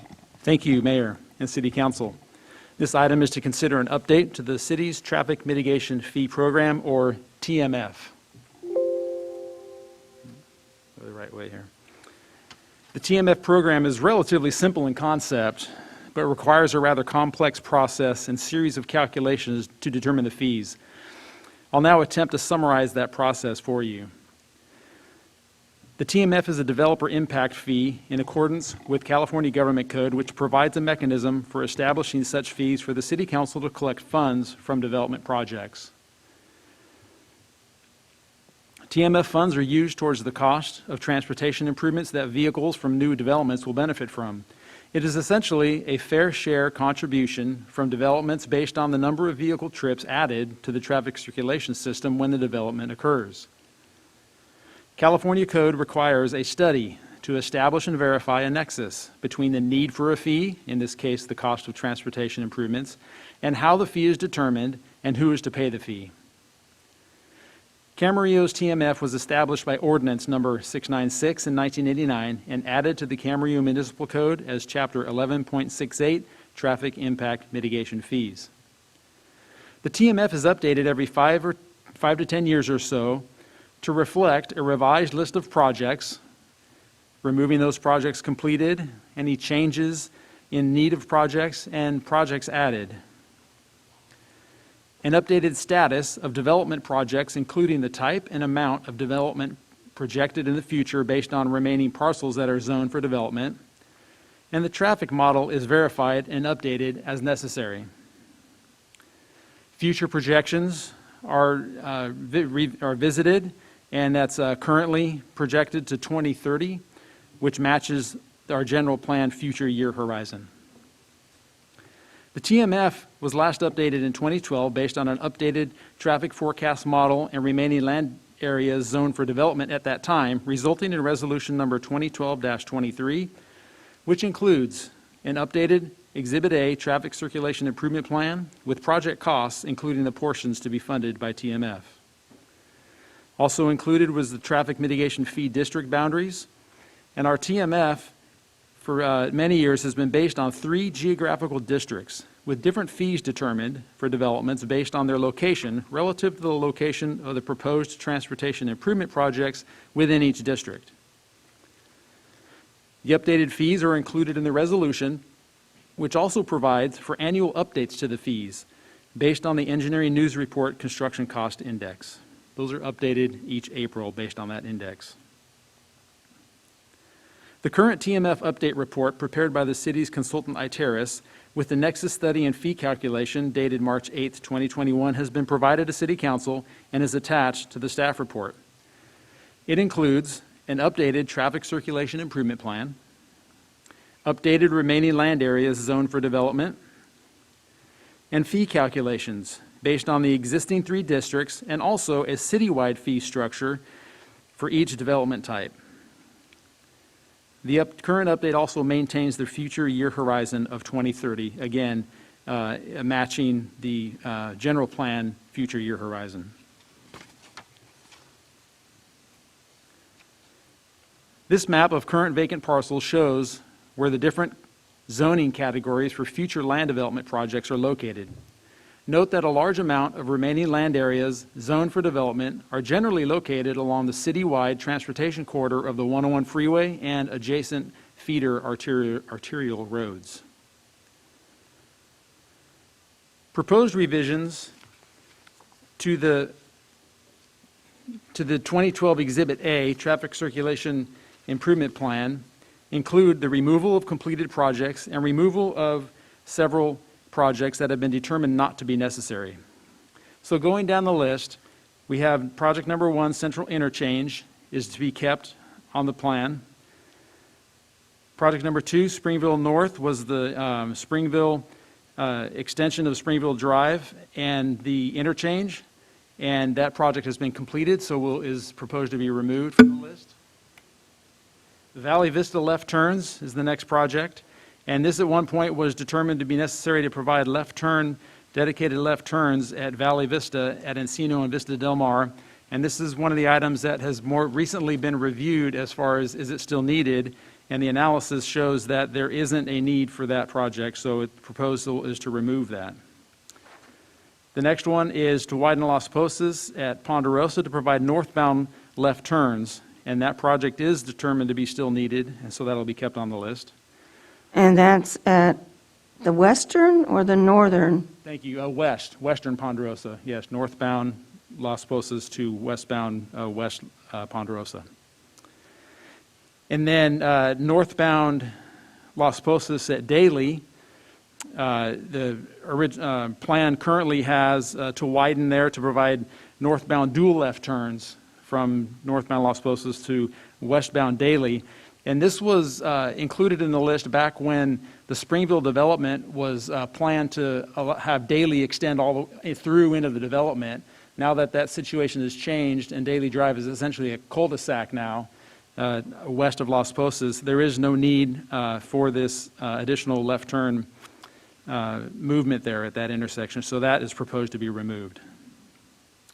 The other one is, next one is on Las Posas, and the way the description was originally is close Old Ventura Boulevard. It's now known as Park and Ride Drive, and the concept there was with, at one time, the thought was the future of the Park and Ride was going to be different and the access different or go away altogether, that to improve the flow of traffic up Las Posas and onto the on-ramps for the 101 was to close that off to provide basically a dedicated lane to go on to the 101.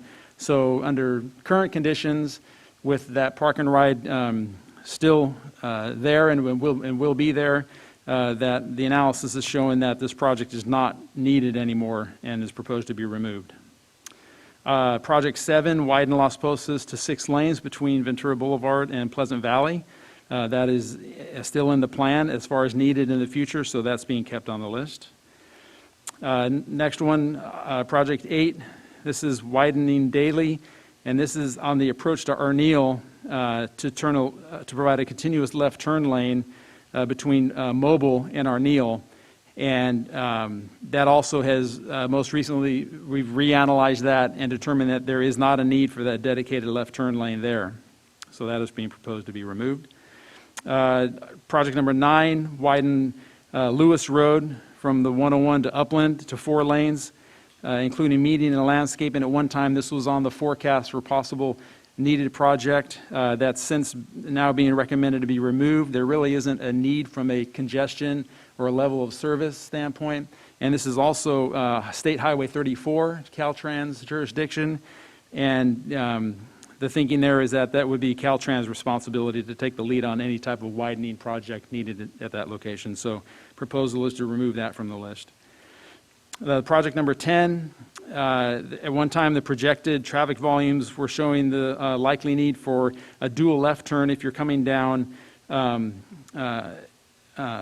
Road to turn left to go out of town on Santa Rosa, and traffic volumes have just not risen to the level to where that's necessary, so the recommendation is to remove that from the list as well. The next project, number 11, widen Santa Rosa Road to 4 lanes between Via Latina and San Rafael. If some of you remember, that used to pinch down to 2 lanes.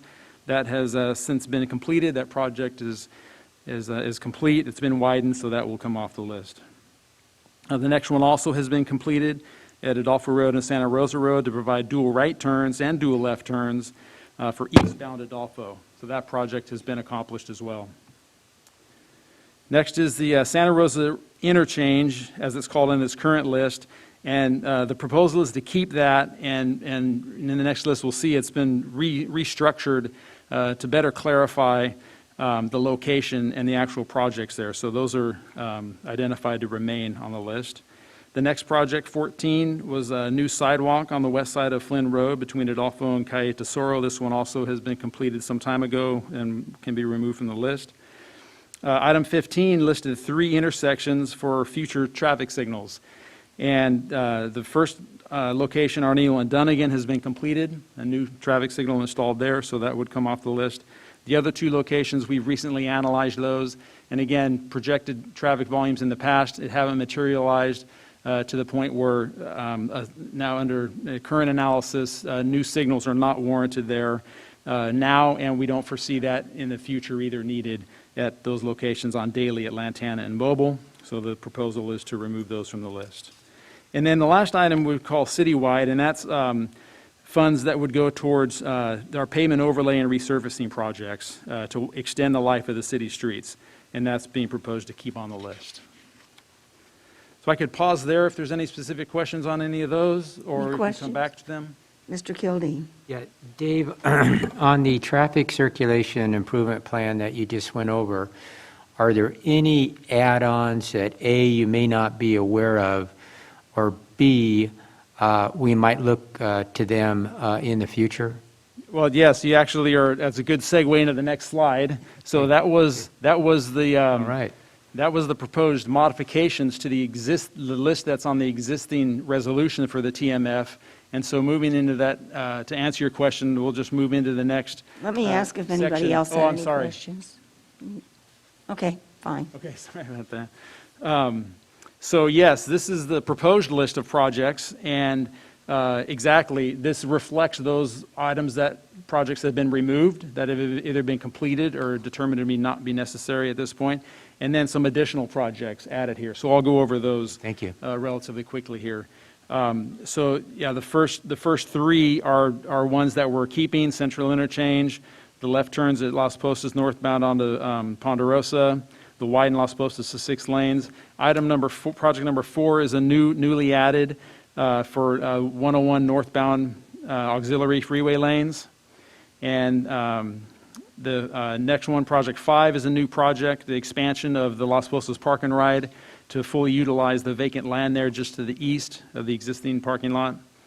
Another newly added project, item number 6, is to construct and essentially replace the existing signal at Las Postas and Temple, construct a full brand new signal, all new poles with left turn phasing at that location.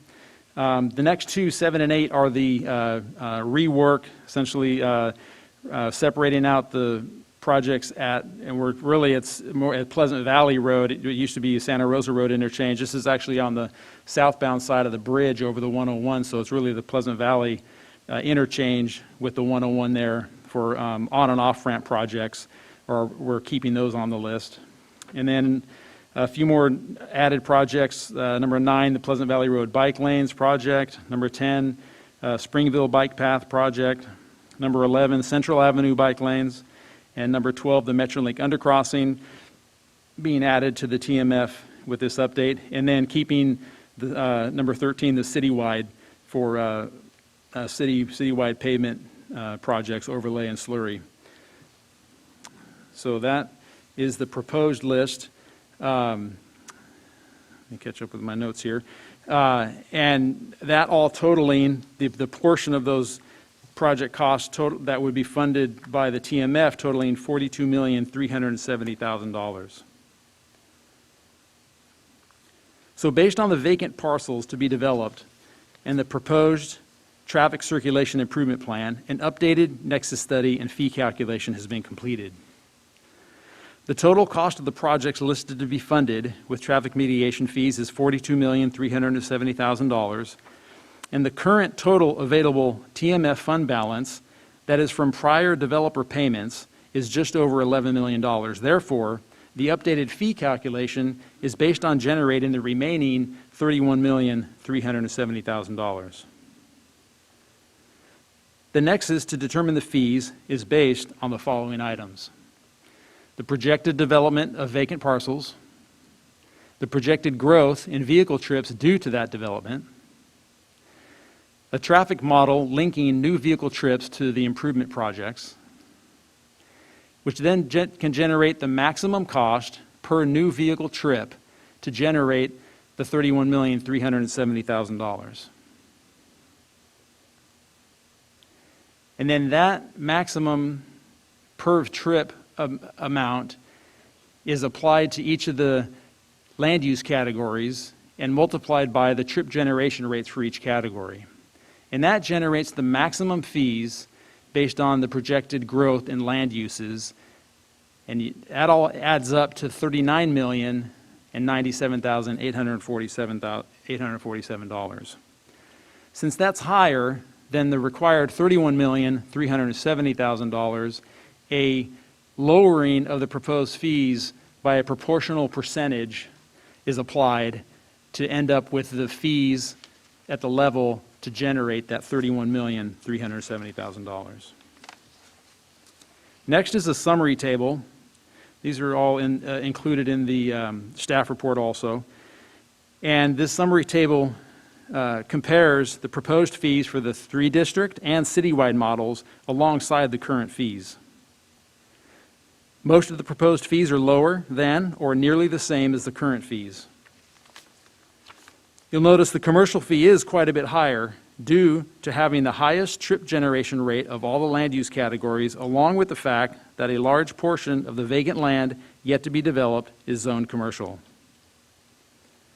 The citywide fee structure that was included in this study this time is appropriate for the current situation in Camarillo, since the majority of remaining land areas zoned for development and the transportation improvement projects to be funded with the traffic mitigation fees are generally located along the citywide transportation corridor of the 101 freeway and adjacent feeder arterial roads.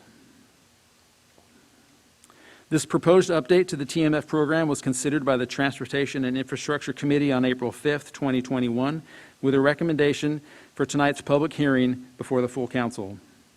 Based on the updated nexus study and fee calculation, a resolution has been prepared for City Council to consider adopting the proposed updated traffic circulation improvement plan and citywide traffic mitigation fees. That concludes my report, and staff and our consultant, Vigan Davidian from Iteris, are available for questions. Are there any questions? Mr. Kildee? Yeah. I had asked Dave, I had a conversation with him earlier, but I have a couple questions on the report here.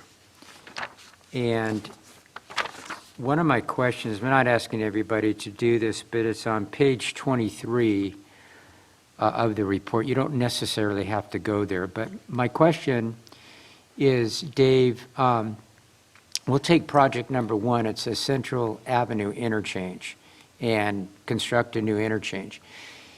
In your experience as an engineer, once you, and if we ever do construct a new interchange there, does that generate more trips? Because it's an updated, better quality bridge. Can you anticipate any heavier traffic flows on that? Just by the fact of improving that bridge or interchange, I don't believe would actually generate additional trips there. There isn't really a significant different route people are taking now that they would decide to change and use that would in a significant level of additional trips. So in and of itself, the improvement project isn't expected to generate additional trips. Okay, and then could you brush upon the districts a little bit, Dave, and where they are in the city and what their future is? Sure, yeah, it's a little ways back, but I could click back to that visual, not too far.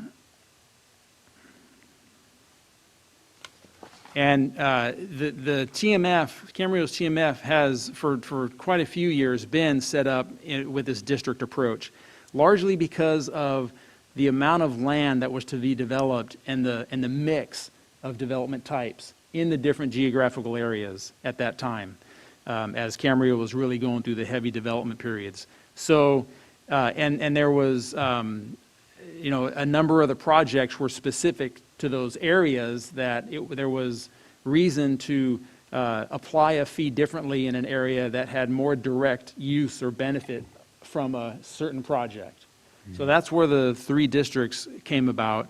I don't have the exact year off the top of my head on when those were established, but quite a few number of years ago. And that's been carried through each update until now. And then now we're at the situation with the relatively little amount of vacant land yet to be developed, and relatively little amount of residential. There's a little bit here and there, but it really is a more appropriate application of a citywide approach now without the districts. Okay, and then okay, so my understanding that we haven't really done this study since I believe it's 2012. Correct. What's the expected lifespan of a program of this nature? In other words, would it behoove us to do this study in perhaps a more efficient time, or maybe perhaps one that's not 7 or 8 years old? I mean, I guess I'm asking, what is the shelf life of Sure. a study like this? Yeah, it really depends on how things develop and how projects are completed. So, there are some projects on the list now that are quite a ways out into the future.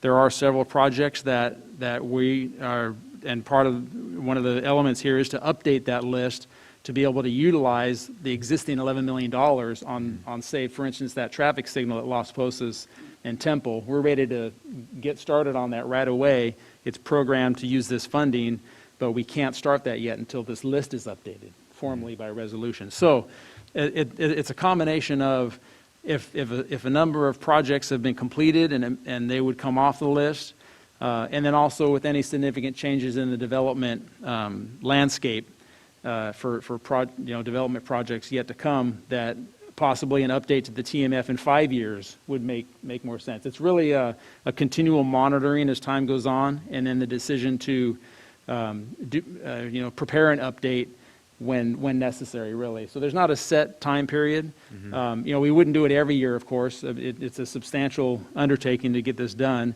One of the main reasons why we did move forward with this is there was significant number of projects completed or no longer needed, and then several new projects that are able to be added to this TMF program that are now on the proposed list.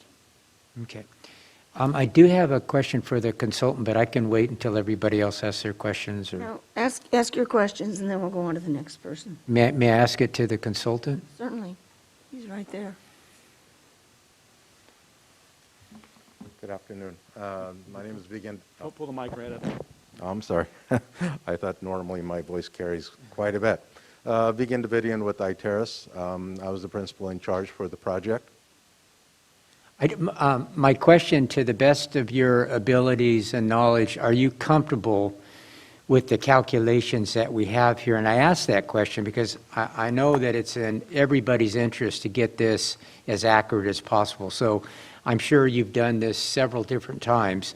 I won't ask you to name, your background or whatnot, but are you comfortable in the calculations and the numbers that are before us tonight? Yes, Council Member. Kildee?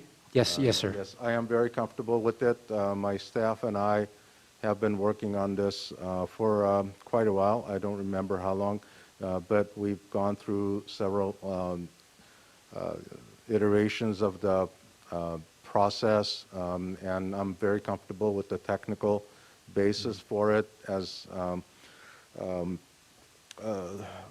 was pointed out, it's a pretty complex process because it involves running models and calculations and the financial side and cost estimates for projects, developing relationships as the state laws dictate between projects, development, trips that are generated, and as you know, the state law says that you can only charge future development for impact fees, not existing development. So all of that has to be part of the process. My firm does many of these projects.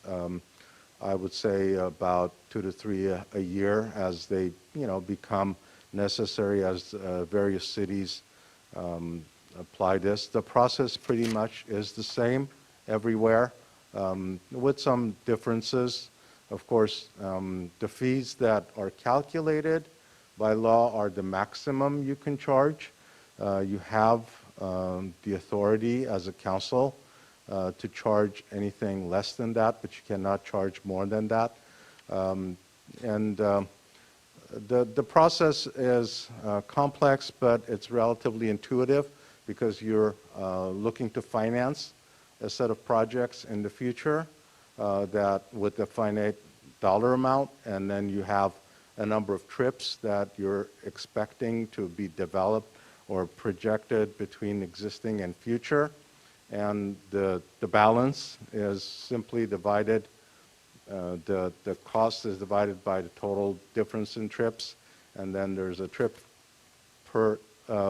fee per trip, and then you go into the land use calculations, as they pointed out, that generate the.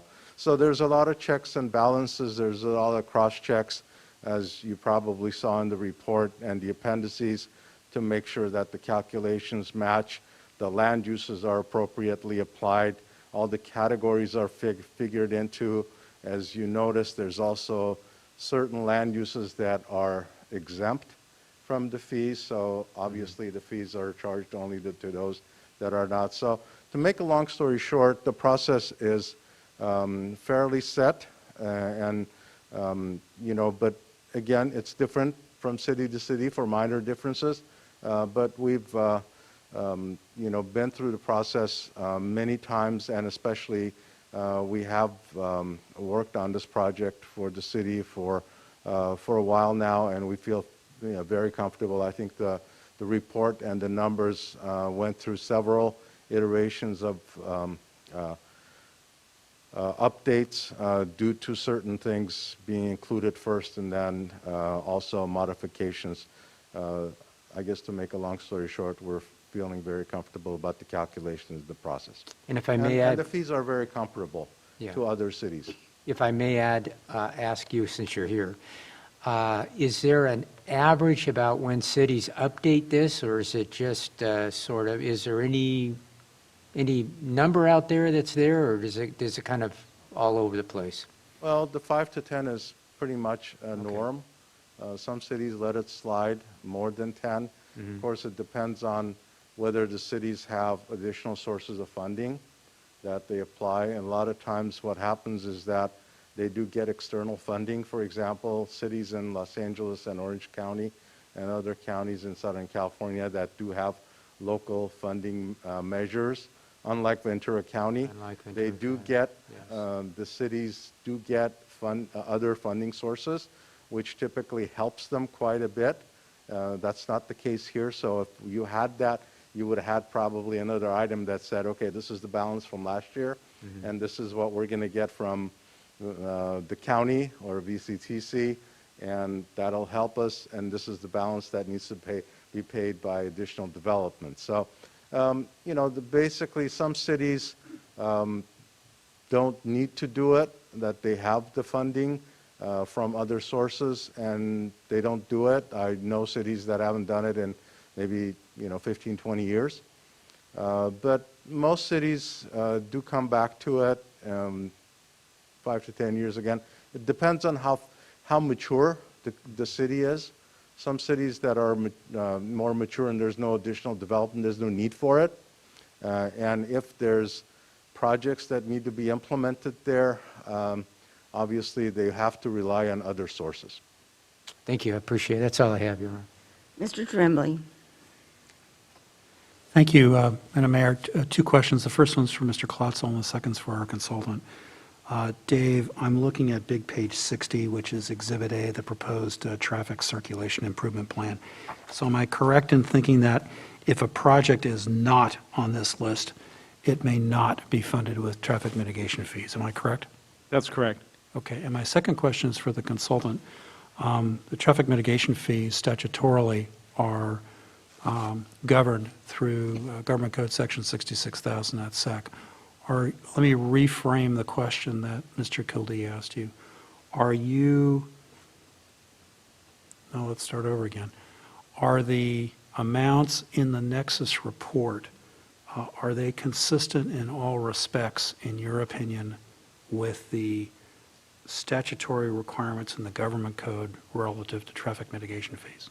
Yes, they are. And the nexus that is provided is through the technical process of tracing the trips with the traffic model. In fact, I should say that the process that we went through in Cambria, because of the precedent, was much more vigorous than we do in other cities. In other words, we performed some technical analyses that tied the project specifically to their impact on the fee itself, which sometimes is not really done or necessary.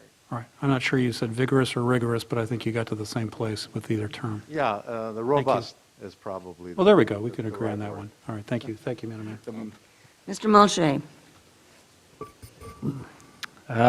Probably two questions. One, under the proposed citywide fee, most of these fees per category or land use category are proposed to come down, with exception of one, notably commercial, that would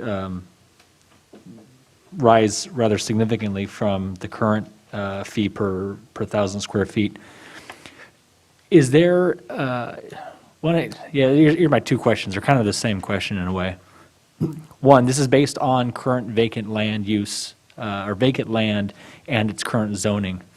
Knowing that a lot of that is zoned commercial, in the event that someone, and the question of what the future of commercial development is certainly a valid question, and one that's probably in a little bit of a, we don't know where it's going to exactly go. So in the event that a potential developer or landowner wants to propose something different there that's out of that land use category, considering that we're kind of over-indexed, I'll use that word, for fees to be generated through that land use, what would be the proposed action in the event that what we currently have zoned for commercial doesn't come to be?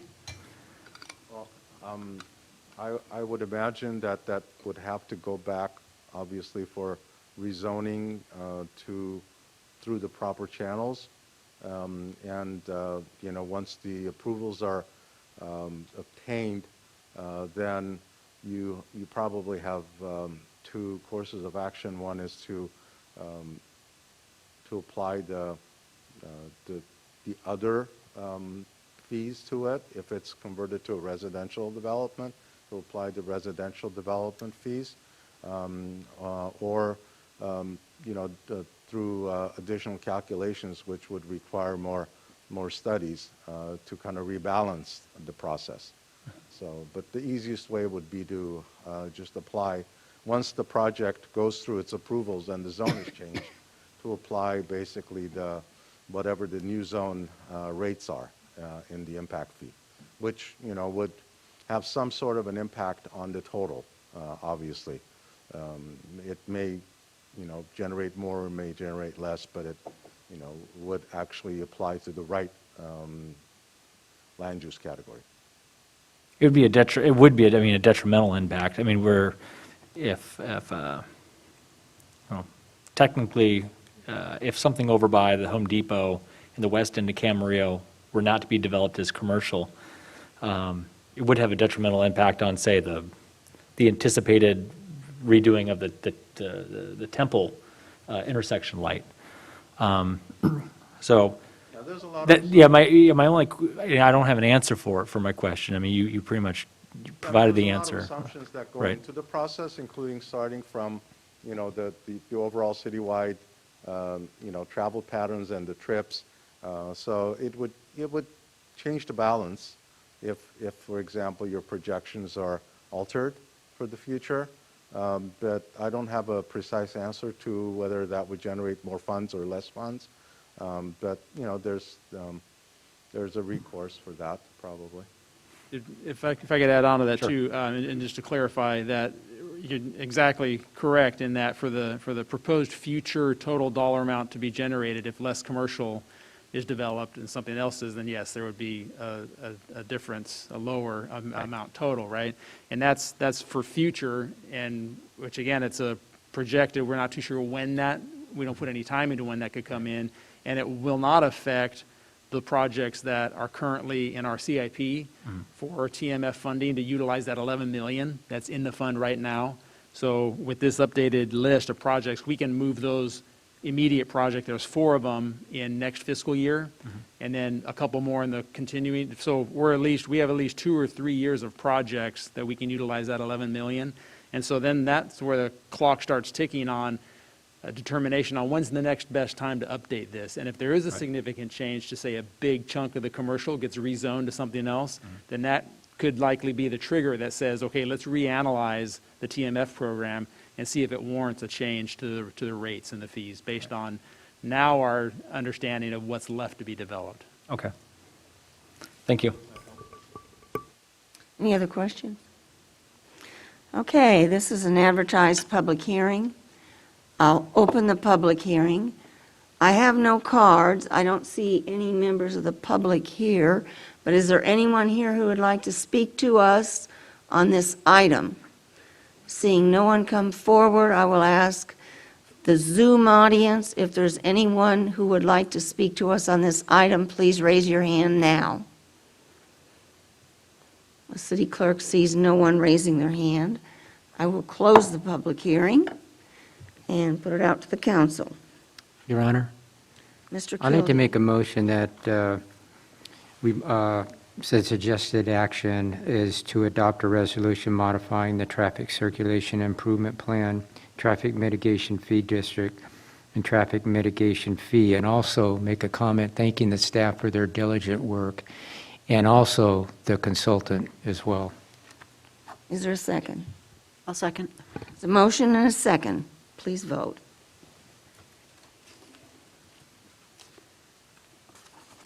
Motion carries unanimously.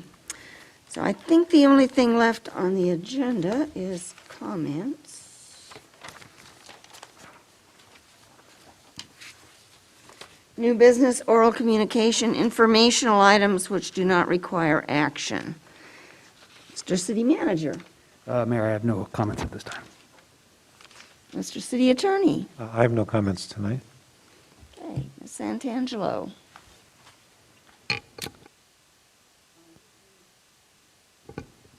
I will be short tonight. I attended the Public Safety and Emergency Preparedness Committee on April 30th, Transportation and Infrastructure Committee May 5th, CPA Board on May 6th, and that is all I have. Thank you. Mr. Mulchay. All right, I'll try to follow that up and be brief as well. Meetings attended, May 5th, Transportation Infrastructure Committee. On May 6th, I had an opportunity to accompany our city manager and police commander to the pretrial detention facility out of the county of Victoria. And that was really eye-opening and really educational, and I appreciate both of you making the time for that. Few quick things to note. VCTC had May 17th to the 23rd. Hopefully, Tony, I'm not stealing any of your thunder, but it's a bike, that's our bike week. So if you got a bike or you want to ride your bike, then I encourage you to ride your bike. Get into the swing of things, May 17th to the 23rd. I think VCTC is doing like a $250 raffle if you pledge to ride your bike. And I should simply add that Camarillo has a lot of terrific bike paths, so utilize them, please. Also, the Ventura County Department of Airports, this has been kind of noticed around town, is hosting a public workshop regarding the airport master planning process. It's for both the Camarillo and the Oxnard Airport, but obviously Camarillo residents are going to have their concerns or input in regards to the Camarillo Airport. That is scheduled for tomorrow, I believe, the 13th. Afternoon.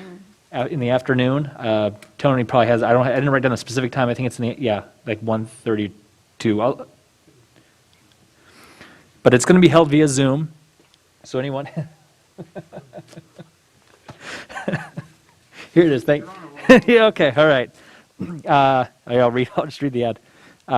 Public workshop, May 13th, 2021, from 2 p.m. to 3:30 p.m. It is held via Zoom, so it's perfectly safe to attend and provide your input. You can go to the website venturacounty.airportstudy.net. You can also go to, I think, the city's website and/or Facebook page, where we also posted notices. You can get more information about that. I know the Camarillo Acorn had an article last week just notifying residents as well, and I appreciate that. So if you have concerns and input in regards to the next 10, 20, 30 years, the future of your Camarillo Airport and what that might bring, and it could bring a lot of changes, it could bring very few changes based on your input, but your input is really valid, and if you have concerns about impacts, whatever they may be, then it's really important that you get out and you provide your input. There will be 3 additional sessions after this week's session for the public to provide input and direction as to what they would like to see out of the Camarillo Airport. So I encourage you to do that. Lastly, and this is kind of piggybacking on something that Mr. Tremblay had brought up in one of the more recent councils, and that's in regards to the concept of a sustainability plan, or I forget, you termed it something else, so I think we may have talked about it in regards to the VCTC and some other plans mimicking, I forget the word that we used. Climate action plan. Climate action plan. And I absolutely support that. I absolutely encourage we as a council and as a city to pursue that. And I'm really hopeful, and I don't know if there has been any movement. I was actually going to look to my city attorney to see if there are any plans or any potential proposals to bring something to council in regards to that. Yes, I could speak to that briefly. The staff is currently evaluating, including both of those measures, a climate action plan and a sustainability master plan in next year's budget. So we'll be bringing that to you as part of the budget process. Okay. As early as next week. Oh, as early as next week. And then that's pretty early. All right. All right, that's the best answer I guess I could have hoped for. With that, the idea would be that if we were to undertake this, it would be in the next fiscal year, 2020 or 2021, 2022. Okay. All right. With that, I will pass it on. Mr. Tremblay. I want to thank Mr. Mulchay because I think you covered a couple of the things I was going to cover, but it was great. You did great. First of all, let me just do meetings attended since April 28. May 3rd, the Policy Committee with the Mayor. May 4, League of Cities webinar on proposed legislation. May 7, a Ventura County Transportation Commission board meeting and a ride-along with Commander Tedison last Friday evening. May 10th, another Policy Committee meeting. May 11th, yesterday, a Zoom meeting together with the Mayor with Senator Limon on proposed legislation, and specifically in the housing, homelessness, regulatory updates, and public safety arenas. And then today, a tour of the Sheriff's Department pretrial detention facility, and I'll say a few things about that in a minute. VCTC on May 7th, I just wanted to cover two things very quickly. First of all, the board reviewed and approved the TDA, the fiscal year 2021-2022 unmet transit needs findings, and there was a determination that no unmet transit needs there are no unmet transit needs that are reasonable to meet. And it's important to Camarillo because Camarillo is subject to that unmet transit needs project. It affects the city's ability to spend TDA Article 8 funds on local streets and roads. So it's an important process for the city.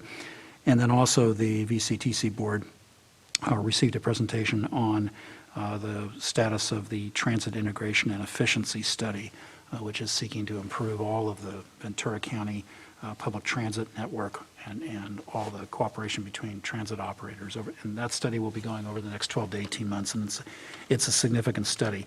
I'm really glad you did the airport master plan, the update on, or the announcement on that. Sean, thank you. A couple of things. First of all, additional things. I did have the opportunity to do a ride-along last Friday evening with Commander Tennyson. This is the third time I have had the experience, but it's the first time in about 20 months that I've had the ability to go on a ride-along. The experience is eye-opening. It's educational. We can be very, very proud of our Camarillo Police Department and the Ventura County Sheriff's Department. They are a dedicated, first-class professional law enforcement agency.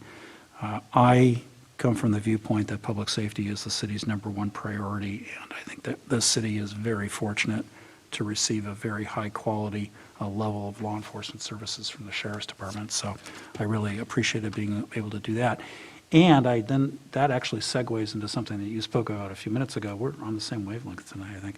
I had a chance today with the mayor to go to the pretrial detention facility, but specifically within that facility is a unit which has been in existence since 2019 called the Therapeutic Inmate Management Unit.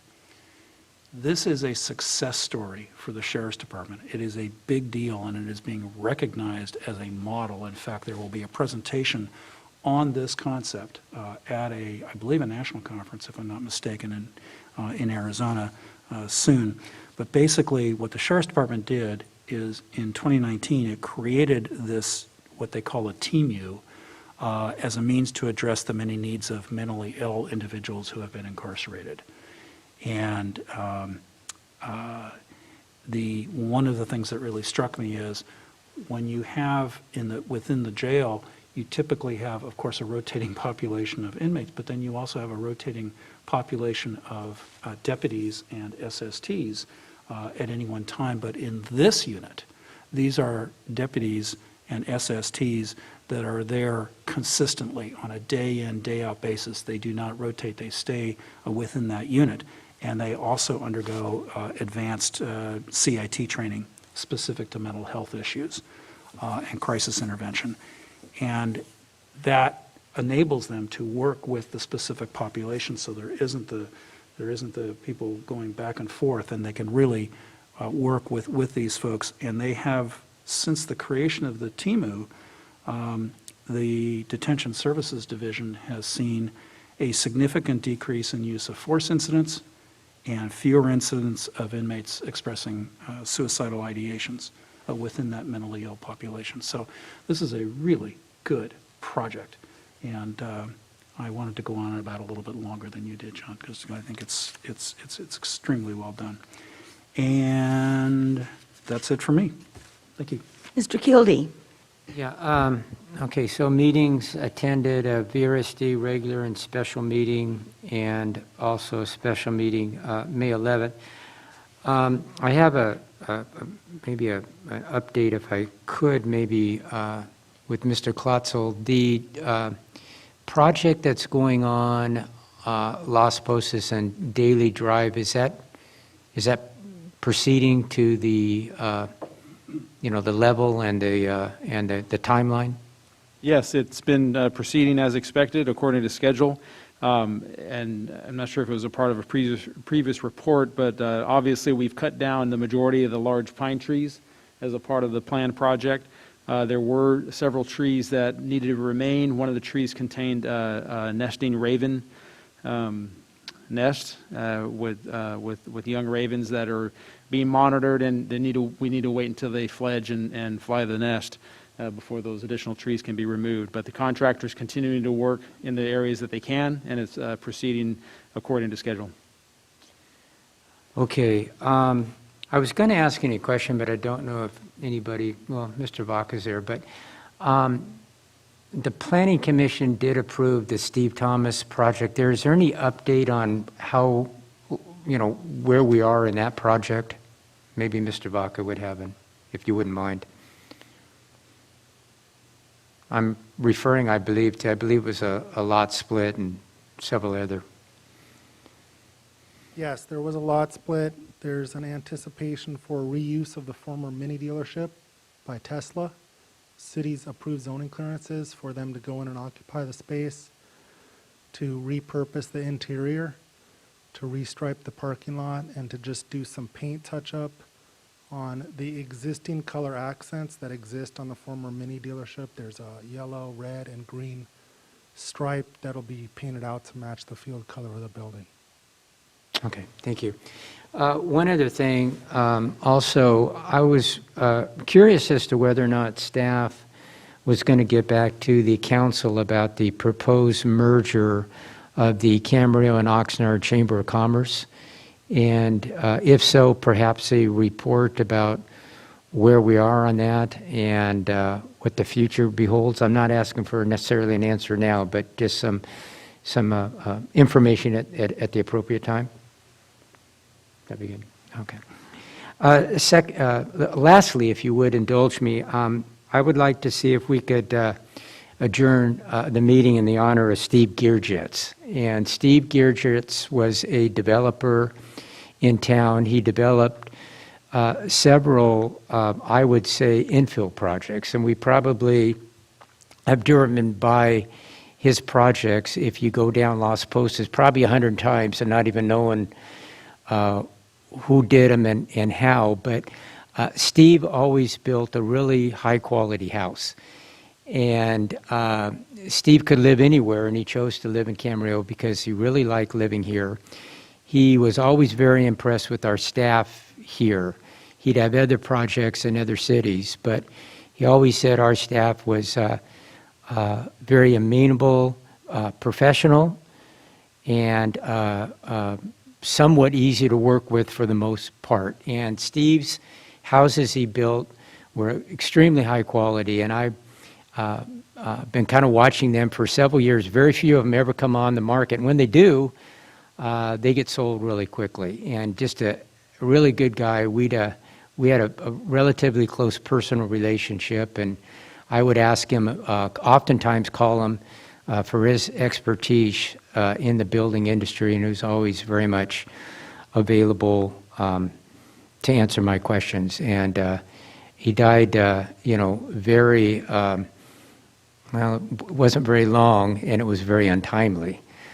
So if we could, I'd like to adjourn the meeting in Steve Gearjet's honor and thank him for what he did. He ahead of his time, infill's a big thing now, but when he was doing it, it wasn't that popular. But he was a Renaissance man. I remember a lot of his projects were called jet ski, weren't they? Mm-hmm. Yeah. Up on Mesa, or you access them from Mesa coming down into the city, and then on that block along Las Posas. Yeah. I attended a lot of meetings. Public Safety Committee on the 30th, Policy Committee on the 3rd and the 10th, and then as Mr. Tremblay said, we Zoomed on legislative matters with our State Senator Monique Lemon on the 11th. RDP Strategic Committee on the 5th and RDP General Meeting on the 6th. And from that I learned, and we'll make an announcement, that the Wings over Camarillo is being planned for August 21st and 22nd. They are hoping that by then a lot of the restrictions will have been lifted so they can go ahead with it. So mark your calendars if you're interested in an air show. I want to point out that there was a very nice write-up and the Healthcare District's Healthy Attitude magazine about the free transportation assistance. I don't know if anybody noticed it, but they gave a lot of credit to the city for giving them money so that they could provide this transportation. And so I wanted to point that out. It is available to any Camarillo Healthcare District within their boundary residents, and they did appreciate the fact that the city gave them a lot of money for that program for this year. And finally, yes, I did tour the jail today with Councilmember Tremblay and Commander Tennyson. It is a great program. You gave a great synopsis of it, and so I'm not going to go into detail, but I was very, very impressed with it.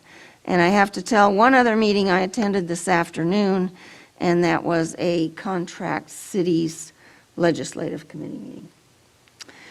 So with that, no further business.